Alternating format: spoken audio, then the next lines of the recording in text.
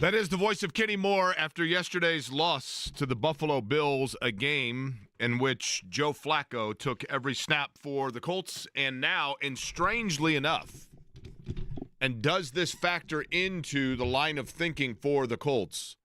Strangely enough, the Colts are still right in the thick of the playoff mix in the AFC.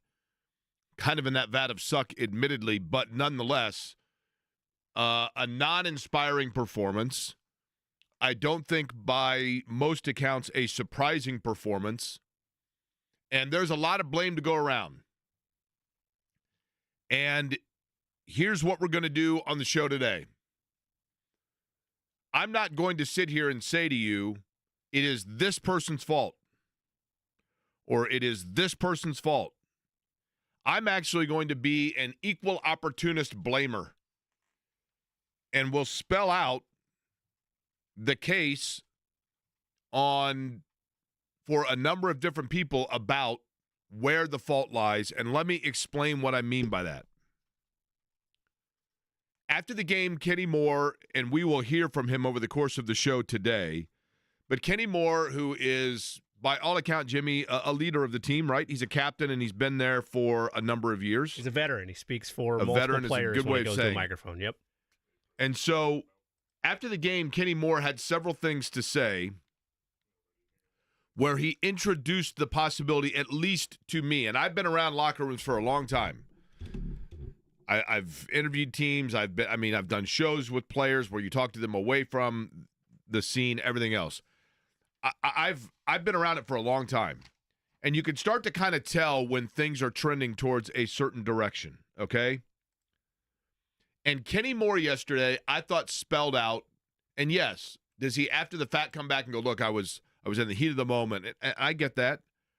But oftentimes in the heat of the moment when the juices are flowing, the competitive nature is there, is when you get the non-filter. You get the true answer on what it is that players are feeling. And first, Kenny Moore talked about the effort of the team. There wasn't enough of it. Then he talked about the cause of the lack of effort. Well, I don't think everybody is totally bought in or doing what we need to do. I'm paraphrasing here. We'll play it a little bit later. Then he talked about just the team in general and said, you know what, I'm sick and tired of just having to go over the same things over and over and over. Now, realistically, and Kenny Moore, I'm not sitting here and saying that Kenny Moore is the voice of certainty or absolute. But I think we can safely say that there are a number of people that if you want to really point towards and say that they are definitively the biggest cause here, you could make compelling cases for all. But let me begin with this. On this Veterans Day, by the way, and thank you to all the men and women of this country who have served in any branch of the United States military, and as I always say, made it possible and continue to make it possible for us to live the life and the culture that we do. A heartfelt thank you. As a matter of fact, I'm going to institute a policy on the program. Later in the show, if we take phone calls for people to opine about whether it be the Colts or the fabulous performance from the Pacers yesterday, or the fact that Indiana is now a top 10 team in the college football rankings, or Indiana basketball or Purdue basketball losing a key piece. You know, there's a lot to discuss over the course of today. If at any point we take phone calls and you call in, feel free to mention a friend, a neighbor, a family member that is a veteran. If you want to mention a veteran today, Jimmy, any veteran that comes to mind for you? My late father, my nephews, John and Ryan, both served the country in a variety of different wars. Corbin is filling in today for the vacationing Eddie Garrison. Corbin, any veterans that you know? My late great-grandfather and my current best friend who's down in Texas serving in the Air Force. Your best friend's name is? Joseph Leisner. And your great-great-grandfather is? James Lingenfelter, private first class in World War II. I will go with, and obviously, you know, Memorial Day also is a day where we pay homage to those who gave the ultimate sacrifice, but I think for Veterans Day it can be obviously one who has passed as well. I'll go with my grandfather, George Query, who served in World War II, came out of the war and came back here and a native of Indiana and resettled back in Indiana. Okay, so let me say this about the Colts. To quote Jim Mora, that was a disgraceful performance. What bothers me is this. What bothers me is during a time in which you are asking your fans to have to invest and put down by the 15th their down payment for season tickets next year. They know. And I understand it, but they know. Like these people that are like, you know what, I'm not renewing my tickets. Yeah, you are. Yeah, you are. Because it's FOMO. Professional sports franchises bank on FOMO, the fear of missing out. People are like, it's a big investment. It's an all-day deal. It takes up a lot of my Sundays, and they don't look very good, and they're struggling, and it's a flat performance, and the games aren't very fun. I don't think I'm going to go ahead and buy season tickets next year. Yeah, you will. Because you will think about the Andrew Luck dive against the Kansas City Chiefs. You will think about the Jonathan Taylor run with the country watching against the New England Patriots and Hard Knocks and everything that went into that special season. You will think about the great moments, and there have been a lot of them, the great moments that you've had at Lucas Oil Stadium or with your friends or tailgating or whatever it might be, and you get paranoid over, oh gosh, I can't give up my season tickets in case that happens again. I want to be there. You're chasing that high that you've previously had. And to the organization, to their credit, they have given us those moments. But they haven't in a long time. And they continue to yo-yo around and jerk around and just tread water with the same old song and dance. The same old song and dance. And guess what? It's tired. It's tired. If you're going to ask me as a season ticket holder to give my money, if you're going to ask me as a season ticket holder to have to buy these crap preseason games as part of my package, if you're going to ask me to sacrifice my Sundays, and yesterday, a gorgeous day, 65 degrees, sunny, probably the last that we're going to have of that before all of a sudden we turn into Kazakhstan overnight. If you're going to ask me to commit those things, then all I ask is that you look like you are as invested as I am. I'm John Q. Public, a season ticket holder. I get up at 8 o'clock in the morning. I don't go to church on Sunday. I go to the church at Lucas Oil Stadium. I tailgate with my friends. I spend a lot of money. I go in and I commit my time and I'm all in and I wear my finest blue jersey and I am committed. And all I ask is that you two are committed. Are they? Because the Colts have now painted themselves into the corner of a paradox. They backed themselves into a corner of a contradiction. Because they can tell us that they're starting Joe Flacco because it gives them, quote, the best chance to win. Okay, except for that it doesn't. And when Joe Flacco comes out and starts with a pick six, and then Joe Flacco comes back and throws an interception, and then Joe Flacco throws another, at some point you need to admit and just be real to what's going on, and that is that you are either disciplining or have given up on Anthony Richardson. I'm not saying either one of those thoughts are valid or just, but when you're sticking by Joe Flacco after that kind of performance and nothing is going for you offensively except for Jonathan Taylor, who you completely bail on and forget about, then you can't sit here and tell me, if you're asking me as a fan to give 100% and be dialed in and in particular invest in it for another year by November 15th, you can't tell me you're doing the same thing. You just can't.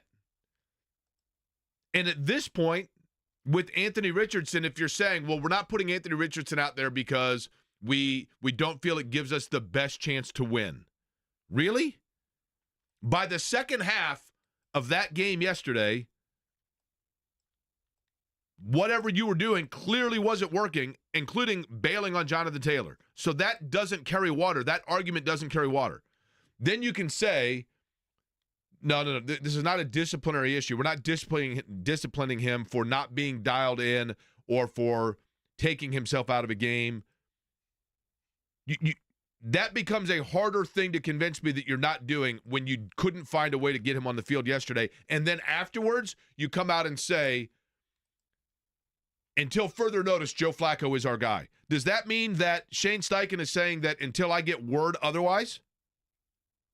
Who is at blame here for this chaotic, circular, windstorm, inconsistent debacle?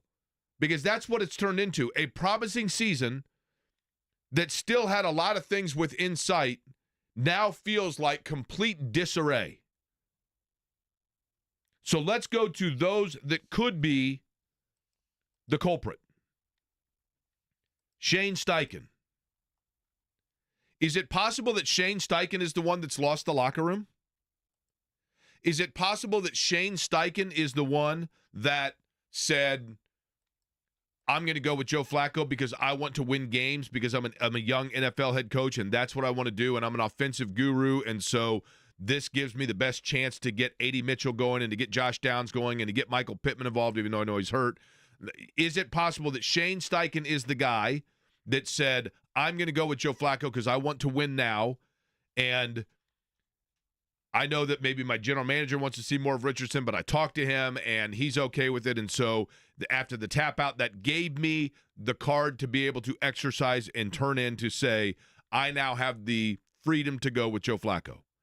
And by doing that, is it possible that DeForest Buckner, Kenny Moore, Ryan Kelly, Quentin Nelson, guys who've been around here a while and know that their window is closing, are saying, look, man, our best chance to win is with the best offensive weapons that we have possible, and that is Anthony Richardson, not Joe Flacco. You are absolutely giving me the short stick here by making me go out and try to win games now with the 39-year-old quarterback that there's a reason he was on his couch.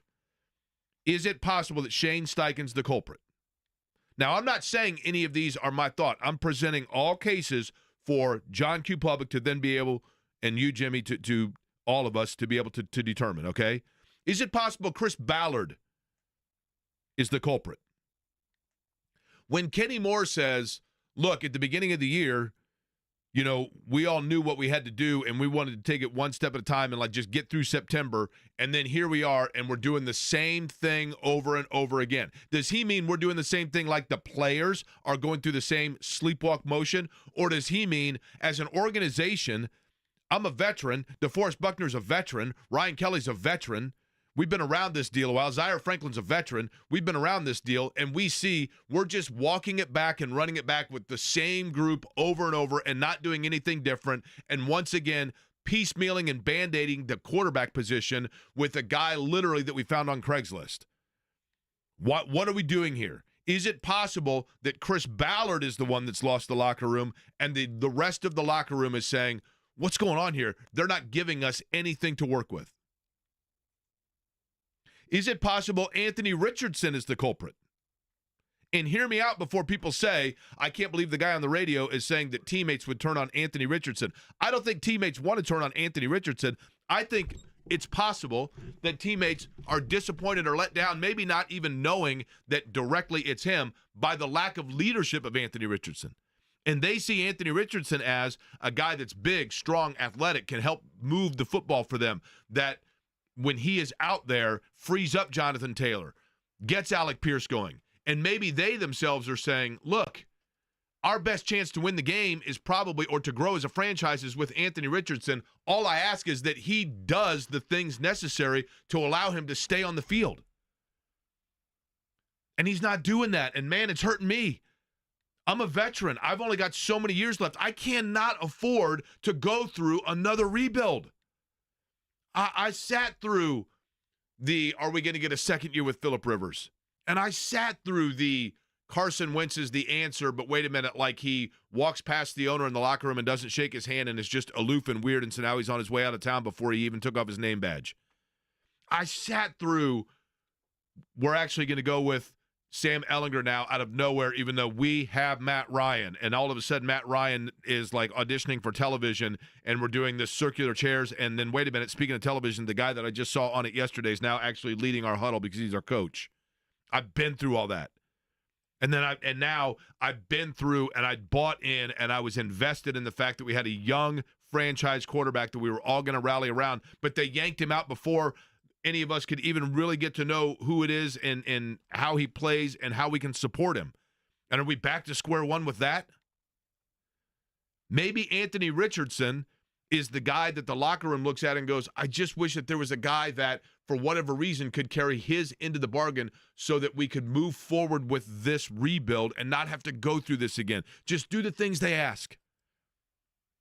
And maybe those things are simply getting to the building earlier, leaving a little bit later. But in defense of Anthony Richardson, the Colts pulled that plug, maybe not permanently, but they pulled that ripcord perhaps prematurely. Which leads to the last point, which is simply, is it possible?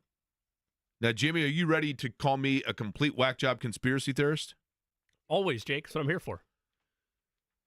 Is it possible? I'm not saying probable. Is it possible that the Colts saw Anthony Richardson and still see in him the future of the franchise? And is it possible that the Colts saw Anthony Richardson and they saw the big arm and they saw the athleticism and they saw the ability to make plays where they don't exist, but they realized the footwork is not where it needs to be. The accuracy is not where it needs to be. And maybe even to an extent, just the overall maturity, like the case with all of us at that age, is not where it needs to be. So is it possible that they said to themselves, you know what? Anthony Richardson right now is probably not ready to win with the regularity that we thought. So if we're going to lose games, we're better off losing them with Joe Flacco so that it doesn't destroy the confidence of Anthony Richardson. And once the season is to the point of no return, then we can reinsert him into the lineup and he can have his struggles in relative anonymity versus if we were a fan base and a franchise still looking to play towards the postseason. But we could tell that he wasn't going to get us there. He wasn't ready for it yet. And so as a result of that, we looked at it and said, if we continue to let him go out there, then the fans and the locker room is going to turn on him. So instead, we're going to put Joe Flacco in. He's going to be the scapegoat. He's going to be the guy because we realize now that we're not going to be going into a deep playoff run. So we'll let Flacco be the one that leads us into the point of kind of obscurity of the season, at which point then we allow Richardson to go in, get his reps, learn the things, and the errors, the losses, the shortcomings are a lot less illuminated than they are if we are theoretically a team that is vying for a playoff position. Is that possible? I'm not saying probable. Is it possible? I think at this point you can't rule that out either. That gives them a lot of intellectual credit, perhaps, that they don't deserve. But that also, I think, has to be considered. Yeah, look, nothing that you've said today is totally outlandish because this is a day of there's blame all the way around. And you could throw stuff at a wall all day until something sticks. The only problem I have with that one, and it's the last part where you mentioned like maybe we're giving the Colts too much intellectual credit, I would say it would actually outline a front office with an identity crisis going on among them.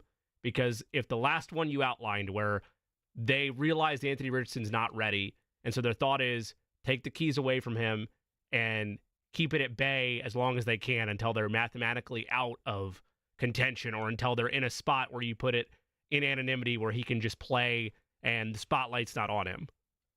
I'm the closest one, and Corbin, you have to forgive me because I've forgotten how old you are now, but I believe I'm the closest one to 22 years old in this room, and I'll be 30 next month, 2 months from now. If I'm wrong on that, then I'll just use Jake's analogy. How old are you? I apologize for that. 25. Okay, so you're closest in the room. All right, so Corbin would outweigh me on this, so I'll just use Jake as the example now. I'm the closest one at 22 years old of the two of us. I'll be 30 in January. I would have my confidence wrecked in either one of those scenarios. It would have been a lose-to-lose situation if I'm Anthony Richardson. What they did, or what they apparently did, was pulled the keys from him because they feel like Joe Flacco gives them a better chance to win. Well, that stinks for me if I'm Anthony Richardson because I feel like I'm trying to grow and develop, and you told me all these things to start the season, and then you pulled the rug out from under me. That's the path they chose. If it's the one you outlined there, I would look at it as a 22-year-old and say to myself, well, not only did they pull the key from me, they're only giving it back to me because there's nothing to play for now.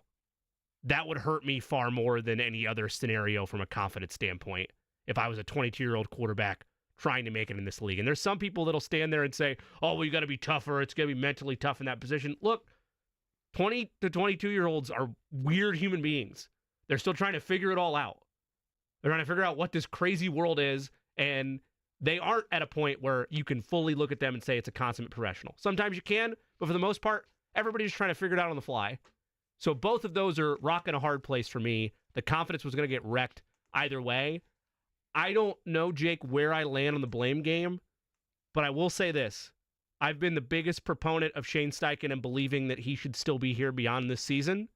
The way Kenny Moore talked yesterday, the way Zaire Franklin talked yesterday, the way Julian Blackmon talked yesterday, where suddenly there's a lack of confidence in the locker room, and Shane Steichen is still on his back foot defending Joe Flacco when his stat lines, other than completion percentage, which isn't that much better, are far worse than Anthony Richardson was when you pulled him. I'm at a point where it's not just Ballard for me anymore. If this continues and they go 8-9 like I think they're going to, and they miss the playoffs and they're stuck in purgatory, I would clean house entirely. And I don't think that's off the table. I also think that there are issues. And look, I try really hard not to be this show. I want to make very clear. I think there is a level of when you do a radio show or you opine about sports or you're a fan or whatever it might be, you have to be very careful to kind of pick your battles in terms of you want to make sure that you're not just after every single game flame throwing to the point where then it just becomes, well, he's flame throwing just to flame throw, or she's upset just to be upset, or the fan base is fickle and they're constantly on edge. I don't want to do that just to do it. I want to make sure people know that when we go into a hard deep dive beyond the polished critique of something, that it's because that then is at the point where it merits it, as opposed to because they lost a game and that's what we do after a loss. It's full body of work at this point. Correct. Like, it feels to me, yes, we're beyond numerically the halfway point of the season, but it feels to me like yesterday was a turning point. And one of the worst case scenarios for that, or biggest critiques I can offer, is one that I hesitantly do so in terms of comparisons of where we might be, but I will do exactly that in just over 5 minutes from now. In addition to that, by the way, I want to let you folks know that between now and the end of the year, I mean, you might be looking at it going, you know what, the Colts here is a wash. What do I have to look forward to? What you have to look forward to is the fact that if you make sure that your car is regularly washed, which you want, right? You want, especially upcoming winter season, all that salt and everything else, you go out and you get yourself part of one of the monthly programs for a car wash. That's going to pay dividends beyond just your car looking good. It's going to make sure your car's running well. What I mean by that is Jiffy Lube now through the end of the year, if you have a signature service or if you want the signature service oil change, you're going to get $20 off as long as you are a member of any monthly car wash program. You got the sticker in your window, you got it on your license plate. Point to a Jiffy Lube team member when you pull in, point that out and say, look, here's what I got right here. There you go. $20 off the signature service oil change and a free tire rotation until now, from now until the end of the year. Big savings from your trusted one-stop shop for all your vehicle maintenance needs, where you never need an appointment, talking about Jiffy Lube. There's one key figure we really have not mentioned in this Colts disappointment of the season so far. But does that figurehead go into different areas of frustration? I'll explain, and we'll get your thoughts as well as we roll on here on a Monday at Square & Company, 93.5 and 107.5 The Fan.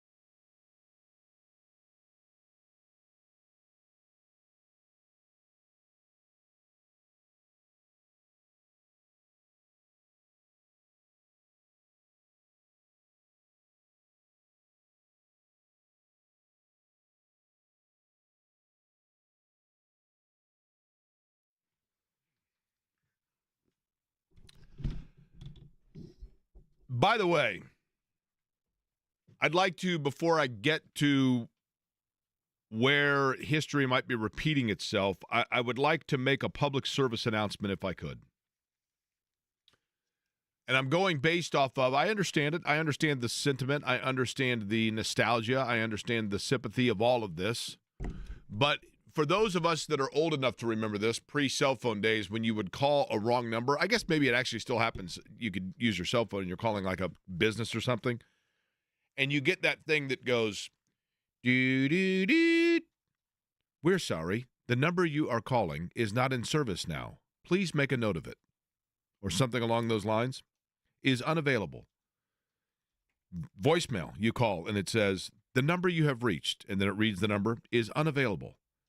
My favorite is the one where they're like, this mailbox is full and cannot accept messages at this time. Come on, man, get your life together. Well, that one, of course, with that, I'm like, I guess I do, please just text anyway, right? So, but here's the thing. I'd like to make a public service announcement. For those who, by the hour, send me the message saying that the Colts are tanking intentionally to be able to draft Arch Manning. The NFL rules are such that a player is not eligible for the draft until 3 years removed from their graduation of high school. The number you are trying to reach, 16, University of Texas, is not available now. Please make a note of it. Arch Manning is not eligible for the draft until the end of next season. So to do a 2-year March for Arch tank job would really be something. My concern is the following. And I do feel it fair to offer this disclaimer, just in fairness. When you talk about NFL franchises or sports franchises in general, the Colts are very high on the list in terms of an understanding of civic responsibility and partnership. Yes, Jim Irsay has the greatest lease deal for a pro sports owner in the National Football League. No question about it. But I don't think he exploits it. I don't think he takes advantage of it. He makes a ton of money off of it. But I do think that at his core, he is a good civic person and partner. I think he's very kind-hearted. I think he is very philanthropic. And even though some of his interests are very eccentric, they are eccentric interests that oftentimes are rooted in the fact that he assumes that other people would like to be able to enjoy the things that he's able to afford. The gallery and the guitars and the artwork and those kinds of things. I think a lot of it is that he does think that being able to accumulate and acquire those things is so that he can put it on display so that the people of Indianapolis can see it and enjoy it. Whether that's a valid point is a different talk show, but at its core, in the root of his sentimentality, I think that's there. But I also think that Jim Irsay is a little bit overly driven now by, as all of us are, something that fueled him as a young person. And Jim Irsay saw firsthand and foremost, more than anybody else, the way that his father ran the franchise into total disarray. When they were in Baltimore and they were moving, and Bob Irsay is sending Jim Irsay to Memphis, and then he's calling from Memphis to check in, and his dad doesn't even know why he's there. And, there are countless stories of Bob Irsay calling plays from the press box or coming down and cutting players in the locker room, and then a week later, they go up to the player and they go, look, just the old man wants you gone, and so we're going to cut you, but we'll bring you back next week. And then the next week, when they bring the player back, Bob Irsay walks up and says, did you hear about the guy that had the position before you and what we did to him? It was complete disarray. And it's a dangerous area to immediately pinpoint and say that the Colts have returned to that, because I don't think that's the case. But you have to start to wonder, when you look at the Carson Wentz situation and the fact that here's a guy that was supposed to be the one that the general manager wanted to build around, and the owner clearly came in and overrode that at the end of the year and said, we're not going to play with this guy. And then the Matt Ryan situation where inexplicably, not on the field because Matt Ryan struggled, but you go, and not only do you go to his backup, you go to the third stringer, and all of a sudden are entirely in and dialed in and pushed in on Sam Ehlinger when Matt Ryan was your guy. And now with the Anthony Richardson situation and Shane Steichen just saying, look, this is the guy. It would be very peculiar for Shane Steichen, who is an offensive guru and quarterback whisperer, to have a young quarterback that gives you multiple things that you can do, and after just 10 games, you bail on that and decide that you're going to go back to Joe Flacco. Based on the things that I just mentioned, that leads you to believe the possibility that the owner is the one that is making these demands or commands. And thus, you have a general manager that has, be it fair or not, if that is the case, you have a general manager that has to fall in line because that's the guy signing your paychecks and roll with that. And even though you wanted Carson Wentz and the owner came in and said at the end of the year, no, we're going in a different direction. Or you brought in Matt Ryan because you didn't feel there was a franchise quarterback out there yet, and the owner says, no, actually, this young guy from Texas who's our third stringer, I want to see what he can do. Those feel like moves that the owner is meddling with. And if that's the case, the worst case scenario for the Colts, not to the level of epidemic that it was in the mid to late 80s, but is it possible that Jim Irsay is, from a football standpoint, becoming his father, and Chris Ballard, as a result of that, from a football standpoint, is becoming Jim Irsay, the general manager? I truly believe that Jim Irsay is driven not only because he loves the game of football, played the game of football, and is very heartfelt, passionate, and loyal to those who have played for his organization. And you would be hard-pressed to find a single player that came through here that doesn't absolutely effusively sing the praise of Jim Irsay as a man. And I think he has a loyalty to those players where he wants them to be proud of the fact they were an Indianapolis Colt. So he is very driven to get the Colts back to the prominence that all of those former players can be proud of. And I think that in doing that, he also wants to make up for the fact that his father had things in disarray, and make up for the fact that when he was a general manager, he struggled. He struggled as a general manager in consistently putting out a winning product because he was usurped by his father. And I worry that some of the things that are happening right now, not maliciously on behalf of Jim Irsay, but rather strictly in terms of a strong desire that at this point is causing him to overstep into areas that there just isn't any consistency. Sometimes inconsistency is rooted in the fact that you're trying too hard to be consistent. And it's just every door is locked is the way it feels. Phone calls on the other side, 239-1070. Remember, if you call in to talk about the Colts, I also want to know the name of a veteran that you know, assuming most know somebody who was a military veteran. We will pay honor to any veteran you might know as well if you just simply want to mention their name, but I want to know your thoughts on whether or not you think that I'm a complete crockpot or what you think is the issue, who you think is at fault. And we'll talk a little IU football today as well. Don Fischer going to join us coming up at the bottom of the 1 o'clock hour. Mike Chappell about 25 minutes from now on this Monday edition Query & Company.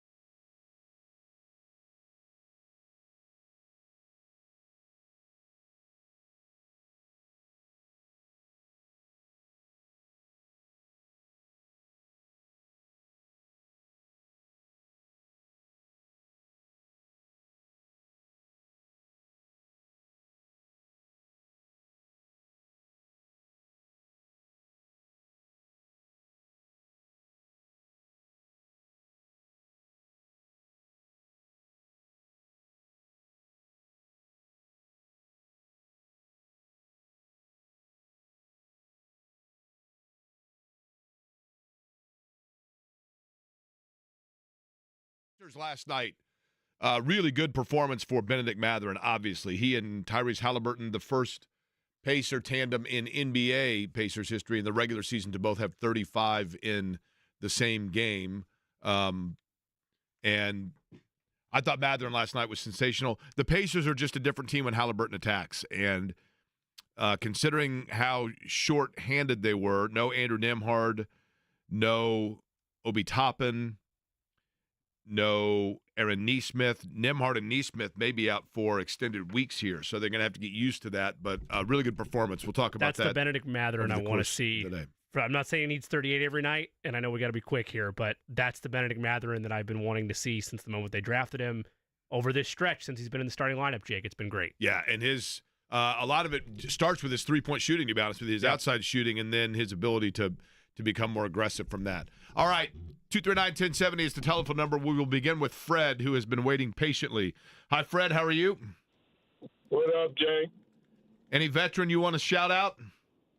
Me, myself, Jake, we're a military family, man. There's too many names to shout out, but I like to shout out my two daughters, Karis Davison, Carmen Staper, all vets. But me, myself, I served on a submarine in the United States Navy, Jake.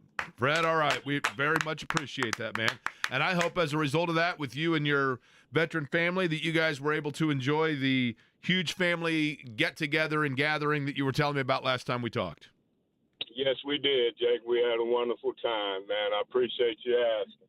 All right, let's get to your Colts thoughts, Fred. What do you think? Jake, man, you know I'm not one to call in and bash my team. I'm a lover. I'm a diehard, man. But, man, all I want, man, is just somebody to come out and tell us the truth. You know, back when Polian was the GM, we never got any information, but we knew we had a direction. We have no direction now. I was fine with them just coming out saying, okay, we're going to run with Richardson. We're going to take what we get. I can deal with that. I can deal with the truth. But, man, I was sitting there yesterday, man, and I wanted to change the channel so bad. It was disgusting, Jake. I wanted to change so bad, but I wrote it out because, like I said, I am a fan. They need to come out and just be straight up truthful with it. That's all I got, Jake. Especially with considering, Fred, I appreciate it. When you consider the fact that, you know, I've always said, we in the media, the radio shows, the television talking heads, all of us, the writers, they don't necessarily owe it to us. I get it. But I do think that they owe it to the fan base that is paying good money to go down there and watch them play, especially when people are considering whether or not they are going to renew their season tickets for next year. Brian is on line 3, Corbin. Let's go to Brian next. Brian, what's going on? Oh, not much. Hey, shout out to, what is it, Rocky Bleier? Rocky Bleier, indeed, for the Pittsburgh Steelers, who was a Vietnam veteran, I believe. Yeah, I love his story. Great story. Yep. Obviously great. Was injured, had a foot injury, and then still became a dynamic running back in the NFL. Yeah. And I got 3 quick points. First, we start out with the quarterback killer, Grigson. And I'm going to blame the media because it seems like they forgot that it's a 20-year-old kid. All I heard from the media from the get-go is made it sound like he was on a snap count, and how long do we have to put up with this stuff? Now, I will be honest, you and Mike Chappell, I think, gave AR a fair shot. Everybody else put him on a snap count. Well, now, I will tell you that Grigson didn't have anything to do with that, though, because he was long gone by then. No, but it started out with bad quarterback or doing people wrong. He did, and I love Andrew Luck. I thought he just did Andrew Luck terrible. Okay, fair. All right, point 2. The media, from the get-go, is like they put him on a snap count. You know he's a 20-year-old kid. You know he's never played. Brian, here's the thing. I would love to think that the Colts are making decisions based on the media. There is less than 0% chance that any decision that they've made are because of what the media was saying about a snap count. And I hope that's true, too. Guarantee it. If you're a 20-year-old kid and you hear that, I'd say it's going to shake his confidence. And thirdly, I agree with the last caller. Come out and give us some sort of direction. Are you going to give the kid a fair chance, or are you going to go elsewhere? At least let us know where we stand. Fair enough, Brian. I appreciate it. I appreciate the fact that you've heard when Chap and I've been talking as well, which means you've listened to the show. Very much appreciated. Listen, in terms of, athletes, and I say this tongue-in-cheek, wink, wink, Brian, right? Athletes don't listen to the radio. They don't read the clippings. They don't follow what's being said. They don't pay attention to the media, right? Let's go to Pete. Pete, what's going on? Hey, not much, Jake. How you doing today, bud? I can't complain. Any veteran that you would like to tip the cap to? Sure, I have two. Jason Coldiron just got promoted to a staff sergeant out in Terre Haute. Okay. Shout him out. And then Mike Kovacs is retired a paratrooper, and I'd like to say thank you to those guys. Jason and Mike, thank you indeed. What's on your mind Colts-wise, Pete? Well, I think it's time for Jim Irsay to clean house, obviously. I've heard a ton of people saying it. And I think they need to clean house because I think Ballard's philosophy of building from the line out is antiquated, and it's certainly not what it takes to win in the NFL today. They need to go and spend their money on wide receivers and get some support for whomever it is that they decide to use a quarterback. Hopefully it's Richardson. If not, put him in, find out, and be ready to move on if he's not the guy. I think, Pete, the thing to me, I appreciate it. The thing to me with Chris Ballard that I keep going back to, I don't think Chris Ballard's terrible. I don't.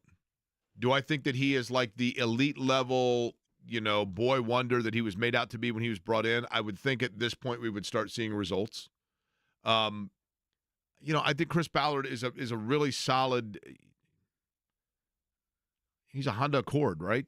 I mean, but unfortunately, you got to be a Ferrari in the NFL. But having said that, and Honda Accords are really good cars, don't get me wrong. But the one thing with Ballard to me that I always go back to is the fact that Chris Ballard, in the best positions that he has acquired and the best draft picks that he has made, have been at positions that just aren't as relevant in today's NFL. He had a great draft pick when he took Shaq Leonard. He had, and you saw how fungible that position can be. He made a great draft pick in drafting Quentin Nelson at left guard, who they gave a ton of money to, and every time they need 1 yard from the running position, they call a play to the right. And they have a great running back. And in today's NFL, that's another one that's hard to go with. Mike Chappell going to join us just after the top of the hour. We'll take a couple more calls before then as well on this Monday edition, Query and Company.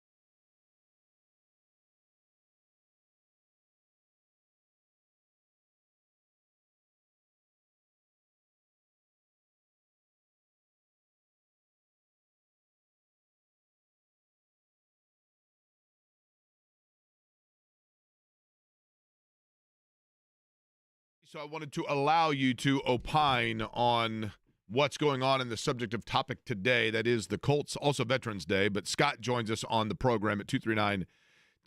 Hi, Scott. What's up? Hey there. Yeah, shout out to my dad, Ron, who was a Vietnam vet. Ron's last name? Lau. All right. Ron, obviously appreciative of Ron's service. All right, Scott, your thoughts on the Colts? Yeah, I think the ultimate issue is Jim Irsay. I would never question his passion, his desire to win. I think he'll spend money, but I just think he makes poor football decisions. He did that when he was the general manager. His current poor football decision is allowing Chris Bauer to be here. He should have been fired 2-3 years ago. Now, the only exception of that is the Bill Polian era, when Polian was a combination of a guy that made good football decisions, but also had a strong enough personality to keep Jim out of the mess. Yeah, I think that's fair, Scott. I think there has always been conjecture, and I think there's probably, it's never been able to be verified, but it's always been, there have been a lot of people close to the Colts of that era that felt like Bill Polian, when he was brought here, that the league had a lot to do with that because of some of the challenges that Jim Irsay had, and that the league kind of intervened, and Bill Polian was that guy, and then obviously it worked, and so it was a marriage that stayed even beyond the window of which it initially was needed, if you will. Dewey is up next. Dewey, how are you? Hey, I just wanted to recognize Yogi Berra, three-time MVP, 13 World Series rings, and he was a machine gunner at Omaha Beach on June 6, 1944, D-Day. Yeah, pretty amazing day to be there, right? I mean, obviously, and the heroics of all of them, no question about it, no question. Dewey, appreciate it. Colts thought? Yeah, let's go back to Anthony Richardson. Let's see what he's got, and then we got to move on.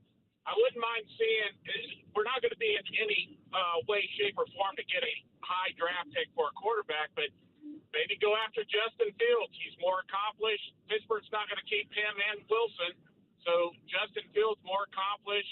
He's the type of quarterback that Shane Steichen likes. He's a dual threat. Might try to go after him in the offseason because he's off his rookie contract. Happy Veterans Day. Appreciate it, Dewey. If I'm not mistaken, and I could be wrong on this, we'll go Barb last. If I'm not mistaken, I can't remember if it was that Chris Ballard really liked Justin Fields coming out or didn't like him coming out. I want to say that he was not as sold on him coming out. Before Mike Chappell, let's go one last one here from Barb. Barb, how are you? I'm doing well. How are you? I'm great. Again, you're one of our 19 female listeners, so I felt compelled to allow you to opine. Excellent. I'd just like to say thank you to my son, my 26-year-old son, Quinn O'Brien, who is currently serving in the U.S. Coast Guard. So I just wanted to do a shout-out to him first.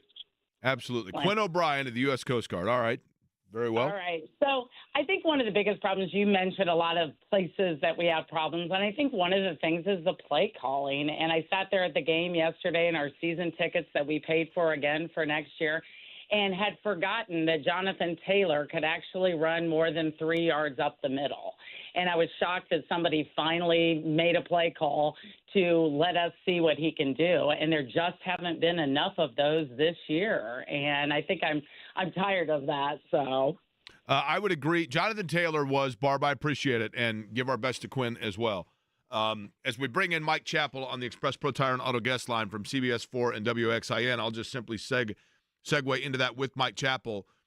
Chap, I thought yesterday we saw glimpses again of why Jonathan Taylor is Jonathan Taylor, but it felt like they got away from that in the second half. Was that by design, or did they outsmart themselves offensively and schematically without using Taylor as much in half number two? Gosh, I would hope you don't design to get away from the best player on offense. That would be dereliction of duty. No, it's crazy. I think they're just befuddled on what to do on offense. It seems like some of the play calling, whenever it doesn't work, try something else. But when the quarterback's doing what he's doing, it's hard to do anything else. And it's almost like they're afraid to put the quarterback in a position to fail by safer calls, but they're still failing. And I posted something earlier, like with Jonathan Taylor, and it's funny, you can do, there's lies, damn lies, and stats. But with Taylor, he started his career with 100-yard games. They were 12-0. When that was the barometer, and now they're like 2-5-1 over the last 8. So something's going wrong. I assume that probably goes to complimentary. The quarterback's not doing enough to help him. But yeah, we've seen too many times where they've gotten away. What was it, 107 yards in the first half and 7 yards on like 5 carries in the second half, whatever it was.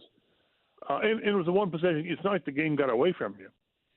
So it just seems like they're trying to patch things together with a game plan where you don't trust your quarterback. Well, and I guess really how why would you? First play of the game was something they had scripted, and it's like Flacco said, we're going to throw this play whether it's there or not because we scripted it. And Josh Downs was never open, never. Now whether Josh Downs ran a deeper route, which if I give Flacco the benefit of the doubt, then he expected Downs to cut underneath instead of going a little deeper. Okay, I guess, but the mistakes are just being too much to overcome for a team that's got so many flaws elsewhere. They're asking the defense to do way too much, but I don't see how anything changes until something changes at quarterback, and that's two things. One, Flacco starts playing better, or two, you go back to Richardson. Okay. And I don't know why you would expect Flacco to start playing better, which leaves me with plan B. Chap, let me ask you this. Is there any chance that the Colts looked at Anthony Richardson and decided, after having seen what he was doing, just in terms of approach, everything, is there any chance that the Colts decided, you know what, the best development for Anthony Richardson, and this year has always been about the development of Anthony Richardson.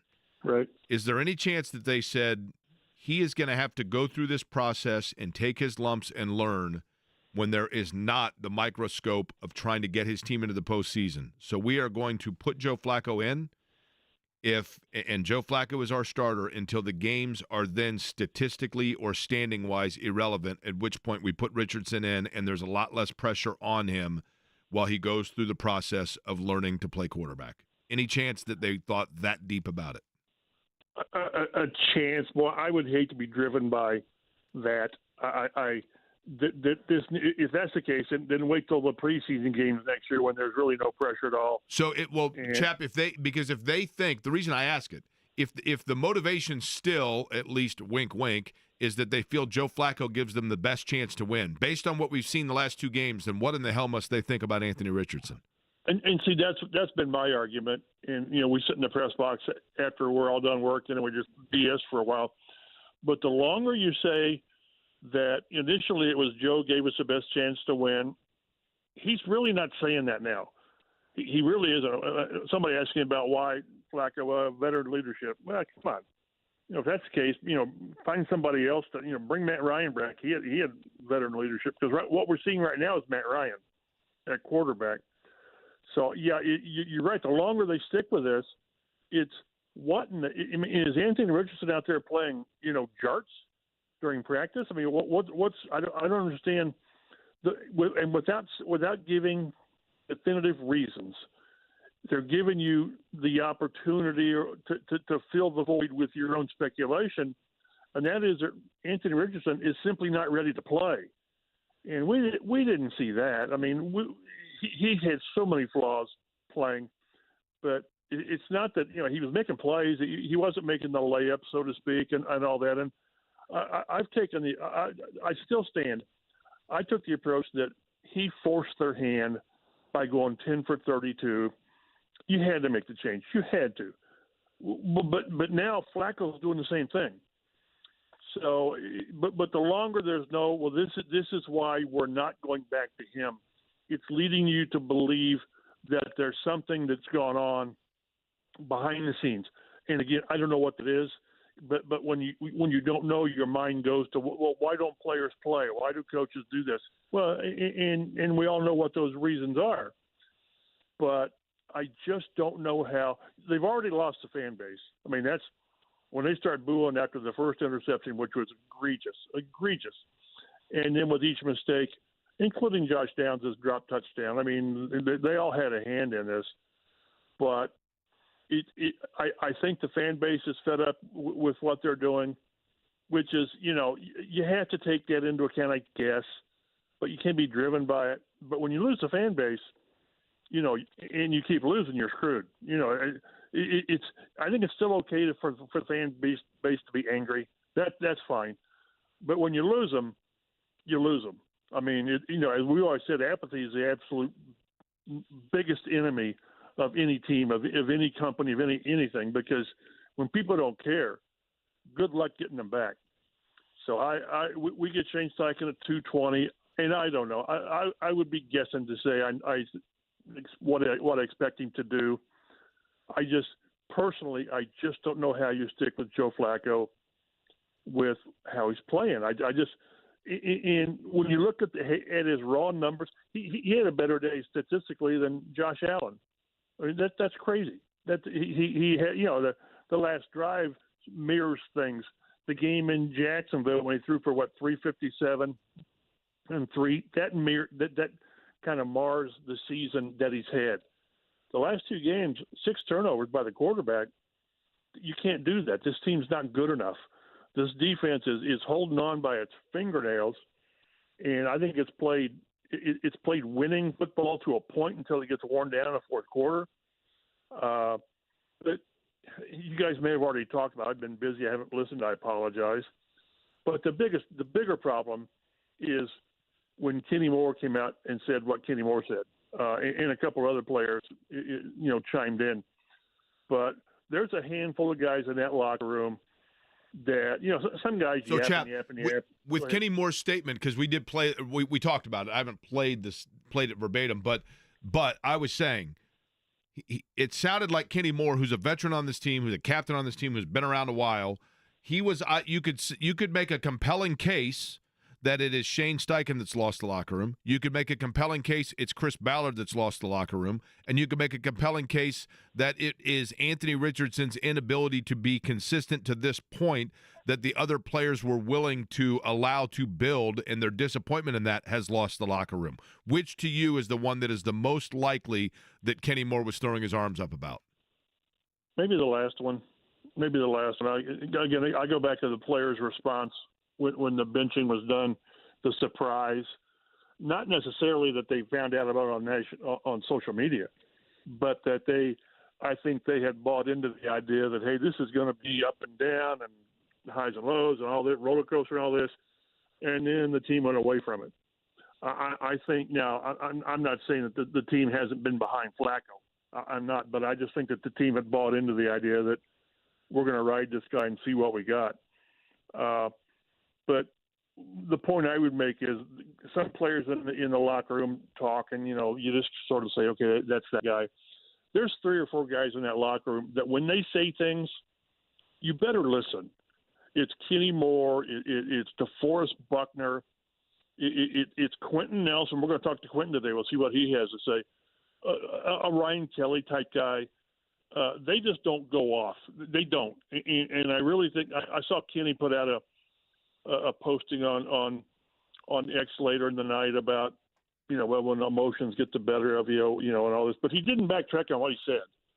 So whenever a player or a coach uses a lack of urgency and effort and not putting in the time, I mean, if that's not a 3-alarm fire, what is? So we'll see. And I think what's crazy is everything is still obtainable. It just is. Look at the schedule. Except for Detroit. Let's forget Detroit. What might happen in that game? But the rest of the schedule, doggone, if they're playing winnable, winning football at quarterback, which they're not getting, there's no reason that this team can't get that 7th wild card or the last wild card. Now, we can argue whether that's beneficial or not. I've always thought playoffs are better than not playoffs. But there's, as realistic as that is, with the way things are now, not even a chance. And you're going to play the Jets, and they are a 5-alarm dumpster fire right now. But until you get better play at the most important position, everything is just a pipe dream. Dean Mike Chappell of Fox 9 and CBS 4 joined us on the Express Pro Tire and Auto guest line. Chap, I don't think they're a postseason team, even as bad as the AFC is. I think they finished the season 8-9, and this thing gets trapped in the mediocrity that I was worried about the second they benched Anthony Richardson. I want to go back to what you mentioned about Kenny Moore. Any level-headed organization would take comments made by a veteran, and it wasn't just him. Blackman alluded to it. Franklin alluded to it yesterday. Multiple veterans on a defense has been really the only bright spot of this team the last 3 weeks, are expressing frustration with the current direction of the franchise. You mentioned that when someone like that speaks, you listen. Who should listen here? Steichen, Ballard, Irsay, all of them? And why should they listen? Because I'm with you, they should. I'm just at a point where I don't expect anything to change this year. Well, I'm not sure about changing, but they listen. They have to listen. They have one of the cool things they've done, and it started at least with Frank, and maybe before that, is they have this, executive council with the leaders of the team, and they meet with Shane.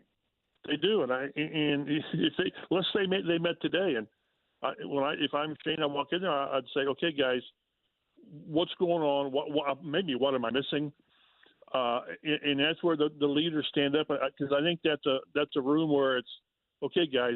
The gloves are off. Say what's on your mind, or if you don't do that, then what are you having a leadership council for? So everyone should listen. Again, when you put those buzzwords out there, I mean, there's something has to be really, really bad for a teammate to call out his teammates for those issues. I mean, that's. Tony Dungy called the defense soft that one year after they got rolled by Jacksonville for 375. But I think he did that for a reason.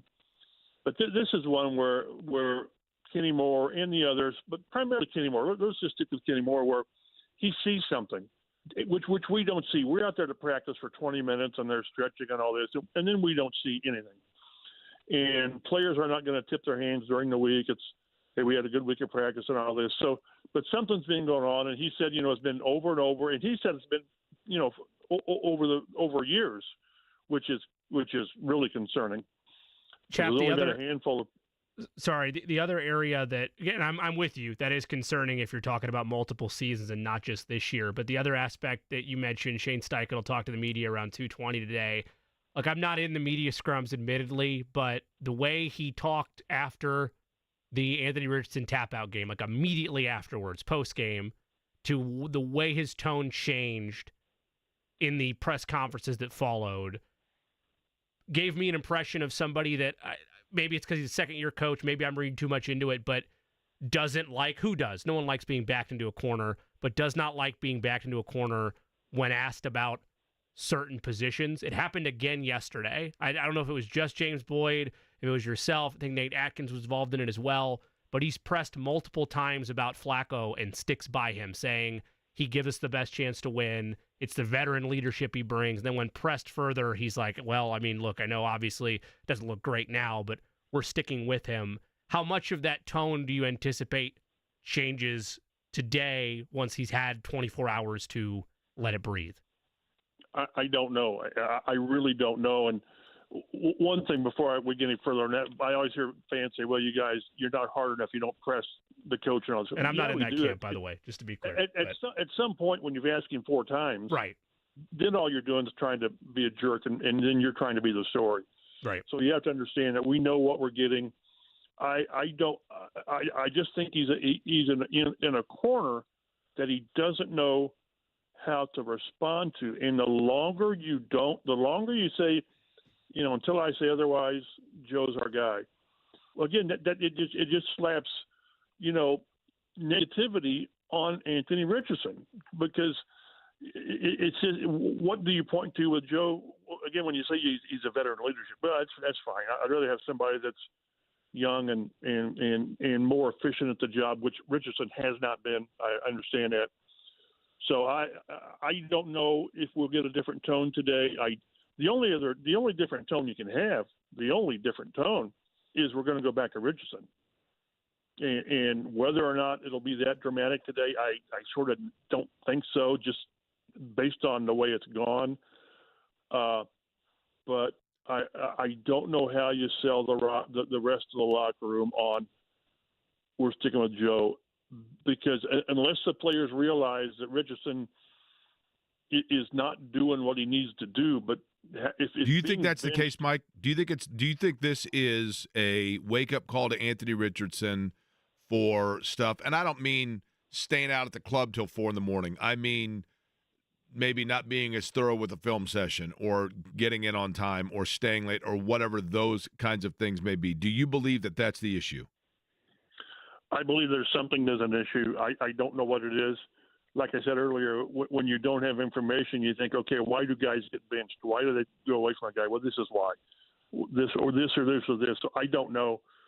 Do you believe Shane Steichen has autonomy in the decision of who's starting at quarterback? Yes. Yes. Now, whether or not the owner, we go back to the old mandate days, which would be awful, which would be awful.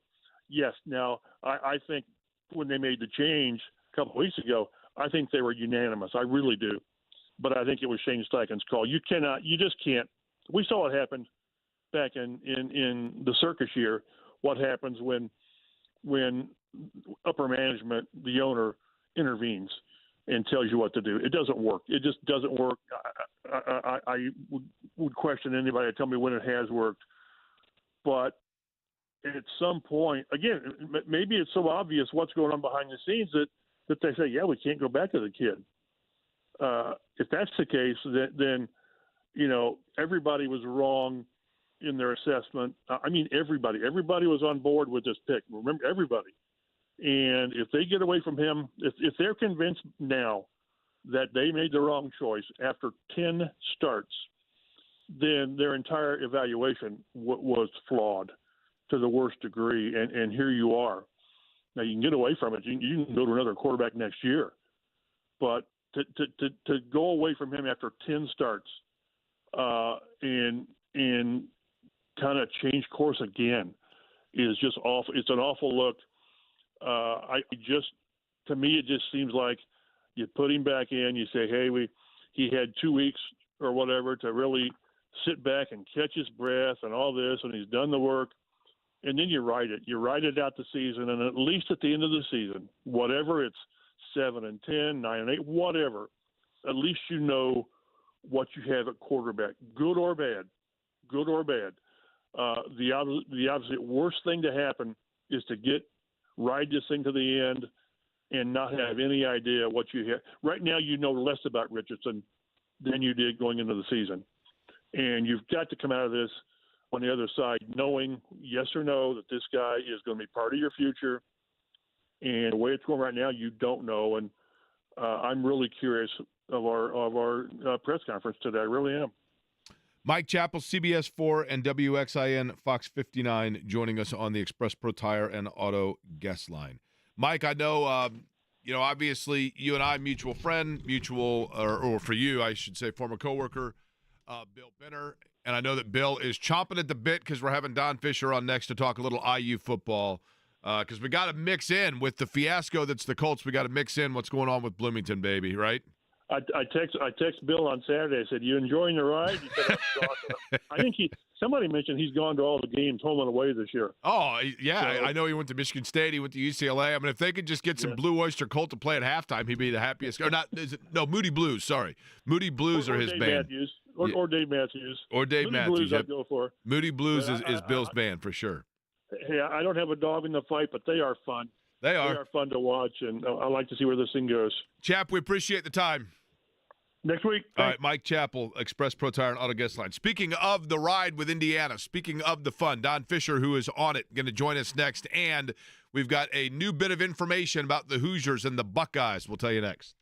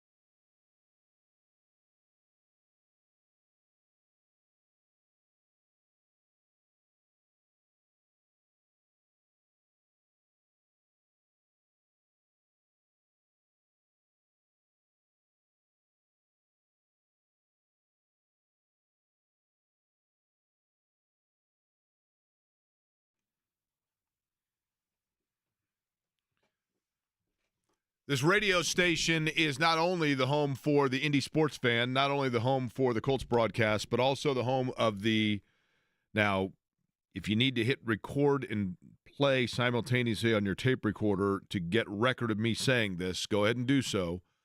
The 5th-ranked Indiana University football team, the Hoosiers now vaulting themselves into the top 5. They are undefeated at 10-0. They defeated Michigan, of course, at Memorial Stadium on Saturday. Don Fischer was on the call for all of that, joins us now on the Express Pro Tire and Auto Guest Line.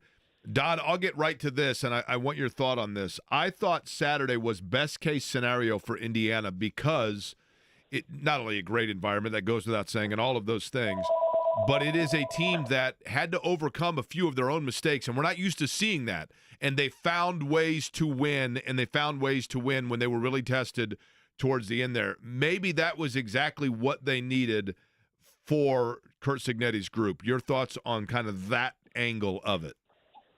Well, there's no question they did have to face some adversity, some real adversity in this ball game compared to what they faced all season long. Obviously, the week before against Michigan State, they were down 10-0 in the first quarter, but then came back and scored 47 straight points without giving up one after that. So that wasn't a real adversity scenario. This certainly was, because Michigan's a good football team, and they've got a lot of really talented players still on that roster despite the struggles that they've had this season, and most of that's because the quarterback situation has been totally upended there with 3 different quarterbacks this season, and they settled back on Davis Warren in this matchup against Indiana after the previous week's performance. And honestly, when you look at what Indiana did in this ball game, it does not surprise me. You've heard me say this many times before, Jake. This is a team that plays complementary football, and when one side's not getting it done, the other side seems to pick them up, and vice versa. And we've seen that all season. And I think with this particular situation, the adversity that was facing this ball club was picked up by the defense, because those guys stood up and said, "You're not going to take this away from us," and I loved it. Don, we now know that Indiana's game against Ohio State will be a noon kick. That is a week from this Saturday, because the Hoosiers have the week off. So they have 2 weeks now, essentially, to get ready for Ohio State. Let's begin with this, just from, sometimes with younger teams, and by younger I mean these are college players, not NFL veterans, but sometimes it's good to get that time off to get healthy, quite frankly. Is Indiana in need of that, or would it almost be better to just kind of keep on rolling? Honestly, I think they're in need of it. The game against Michigan was the most physical game that Indiana has faced this year, in the sense of guys getting hurt. Justin Ellison got hammered in this ball game one time. He did come back in and play later, but not nearly as effective as he normally is. Miles Price went out of the game and never came back. He's obviously a good wide receiver and their best return man, although Keyshawn Williams might put a comma there, or a colon or something, because obviously he played a major role in this win. But at the same time, they had 3 or 4 guys that got dinged up a little bit. I think Omar Cooper was limping a bit. Aiden Fisher, who is just phenomenal, 14 tackles in this ball game. I just want him to rest, because that guy was all over the field on Saturday and continues to be a Micah McFadden-type linebacker that we haven't seen the likes of since Micah here at Indiana in a long time. So right now, I think this opportunity to have a bye week at this point in the season, absolutely perfect timing for the second time, because I think their first bye week was after 6 ball games, and you always want a little rest after you played half the season. The voice of the Hoosiers, Hall of Famer Don Fischer, joined us on the Express Pro Tire and Auto Guest Line. Don, because of how well they've played offensively this year, I know people have pointed to the strength of schedule, but I've just grown accustomed to them pulling away from teams and eventually building that lead. And post-game, Curt Cignetti acted exactly how I thought he would, which is the coach that's going to be still upset even though they won, because there were flaws that appeared against, especially up front, tough Michigan defense. What is it about this team, regardless of the outlook against Ohio State in 2 weeks, what is it about this team that makes you feel they're going to be able to improve and fix those issues that plague them against a better defensive look even than what Michigan offers in Columbus here in 2 weeks? Well, I think we saw an anomaly from an offensive perspective in this ball game because we have not seen Curtis Rourke throw a ball right into somebody else's hands like he did to start the third quarter when they got the ball for the first time. I think that was that was just not him. He got pressure, obviously, from the Michigan front four and was sacked 3 times on top of that. The offense just didn't play up to their capability or up to the ability level that we've seen out of them all season long in the second half. Now, the first half, they certainly did. They couldn't. Michigan could not get in on him. He was able to throw the ball at will. They had a lot of opportunities to score points. They didn't quite come away with all of them that Curt Cignetti felt they should have. But at that same time, they were leading 17-3 at halftime and in control of the ball game. Had they not come out the second half and not had any offense to really speak about in the second half of the ball game. So the difference right now, in my opinion, at this juncture of the season, is this bye week comes at a perfect time. You get some guys healed up. You get a chance to look at the film and see exactly what's going on out there and why it didn't work as it has all season long, and fix those problems. And part of that's due to the fact too, Michigan's really still pretty a good football team, and the only problem they have has been at quarterback all year long. I mean, they've struggled to figure out who they wanted in the backfield back there to run the offense, and that just hasn't worked for them at this point. So that's why they're 5-5. It's not because their defense isn't stout and really good. It's because the offense has struggled because they can't find the right guy at quarterback. Don, one of the things to me that has been really fun to watch and just so impressive is, you know, Indiana's quarterbacking play. I mean, obviously Curtis Rourke. We talked about Jackson last time that you and I talked, but, you know, Rourke, there are so many plays now where it almost feels routine, and I don't want to take it for granted, but they've got, let's say, a 3rd and 8, and they just run some quick slant across the middle, and, I mean, he hits a guy right in stride, right where it needs to be, and then boom, you know, 10-yard gain, 12-yard gain. And they're doing that with a variety of different options for him to throw to. How much of that is just the veteran presence of older, you know, upperclassmen players, and how much of that is just the coaching of Curt Cignetti's staff and being able to put these guys in position where they have a precision about them that we just haven't seen before? Well, I think it's both. I really do. I think the coaching is phenomenal. Tino Santeri is really a good quarterback coach, and obviously a co-offensive coordinator with Mike Shanahan. Curt Cignetti is an offensive guy. He's the first to tell you that, and he kind of keeps his hands off the defense other than giving some things that he thinks need to be addressed on the defensive side of the football, with Brian Haynes as the coordinator there. But in my opinion, the reason that this team is able to function as it has throughout the year, and it didn't on Saturday, was because Curtis Rourke is absolutely as good a quarterback as we've seen at Indiana, maybe ever. And I'm talking about the college level now. I just think the guy is phenomenal. Obviously, he had a subpar performance in the second half of this ball game, but a lot of it was because of the pressure Michigan was putting on him in the second half. And the offensive line wasn't as good as it had been all season long in the second half of this ball game. Now, maybe that's because Drew Evans is out, and he's out for the rest of the season after the injury to his Achilles in the Thursday practice leading up to this ball game. And maybe some of it's just because of the way Michigan lined up, or because Michigan's that good. So we'll just have to wait and see. But I would say this: Curtis Rourke is the best quarterback we've had in so long. I can't remember the last guy we've had anything close to this, at least in this department. Don, I think he merits being in. I'm not saying he's going to win it. I think he merits being in Heisman finalist conversation, quite frankly, because I think he's been that good this year. Yeah, I mean, I said that last week, the week before. I think the guy definitely needs to be in that conversation. He reads defenses as good as anybody I've ever seen at the college level. And I don't see everybody every week and that kind of thing. And I know there have been Heisman quarterbacks and all those kinds of things over the years. But I've not seen anything at Indiana like him in regard to making the right decision almost every single time. And that's why that interception he threw at the start of the third quarter was just so unlike him. And he hasn't done anything like that all season long. Hopefully it doesn't happen again. I don't think it will, but I just think he is just a tremendous, tremendous talent. Look, I've said it, Don, and I don't want to jinx anything, right? But I really felt like if they would beat Michigan, so long as they don't completely wheels come off, which I don't think is going to happen, against Ohio State and have some huge margin, I think they're in the playoff. But there's still work to be done. There are still 2 games to be played. Bucket game, you never know what happens. But it is unbelievably fun, and who would have guessed that we would be talking about those possibilities here at 10-0 for Indiana. Don Fischer, the voice of the Hoosiers, joining us on the Express Pro Tire and Auto Guest line. Probably at least 5 times during the game, you looked over the stadium and you thought to yourself, this is Indiana, right? I mean, we are still in Indiana. But pretty awesome, Don. It was a phenomenal crowd.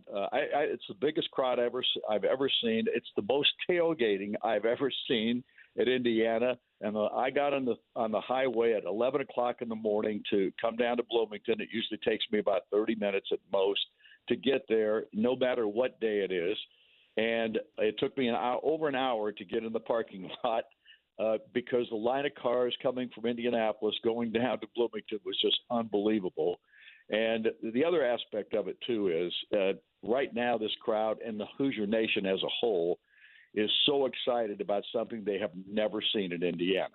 10-0 ball club and a team that is starting to make everybody believe that they are capable of doing exactly what Kurt Cignetti said at one point in his press conference leading up. Why can't we make it to a playoff? Why not Indiana, baby?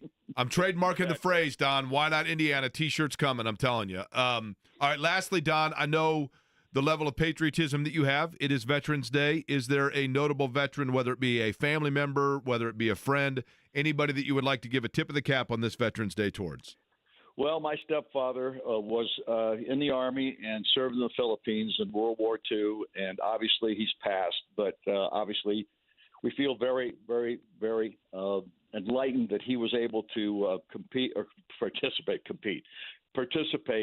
in that war, obviously, and come out with some medals. So, obviously, very, very, very proud of him. And other than that, I'm proud of all the service people that take care of us every single day of our lives and keep this country free. Don, we appreciate it. Look forward to talking to you again about the continued undefeated Indiana Hoosiers and getting set for the Ohio State Buckeyes coming up. We now know noon kick on, I believe it's the 23rd, but a week from Saturday. Appreciate it, Don. Thanks for having me, guys. See ya. All right, Don Fischer on the Express Pro Tire and Auto Guest line. Last night at the Fieldhouse, something happened that Jimmy said he's been wanting to see for a while, and it wasn't quick change at the half. Actually, the halftime show was awesome. The Gordon Pipers came out and brought out a bunch of the Honor Flight veterans, which was very, very cool. But there was something else that took place and had Jimmy happy. We'll tell you what it is next.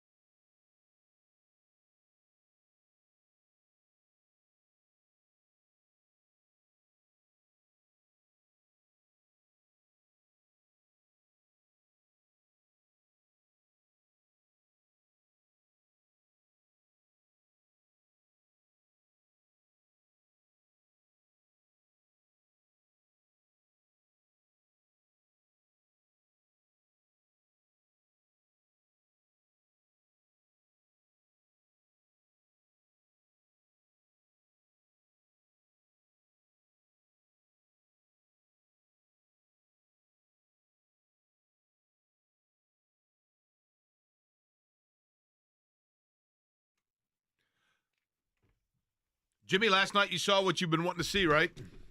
The Bennett Mathurin show continues. And yes, you had a great outing from Tyrese Halliburton as well, but this is the player that the Pacers and Pacers fans have been waiting for from Bennett Mathurin on a consistent basis since they drafted him. Since he's been the starter, he's averaging 24, 8 and 2, 24 points, 8 rebounds, 2 assists. He's being efficient with the basketball. He has raised his level defensively. This is not meant to be hyperbolic. It's meant to be a comparison in case you don't know what you're seeing right now.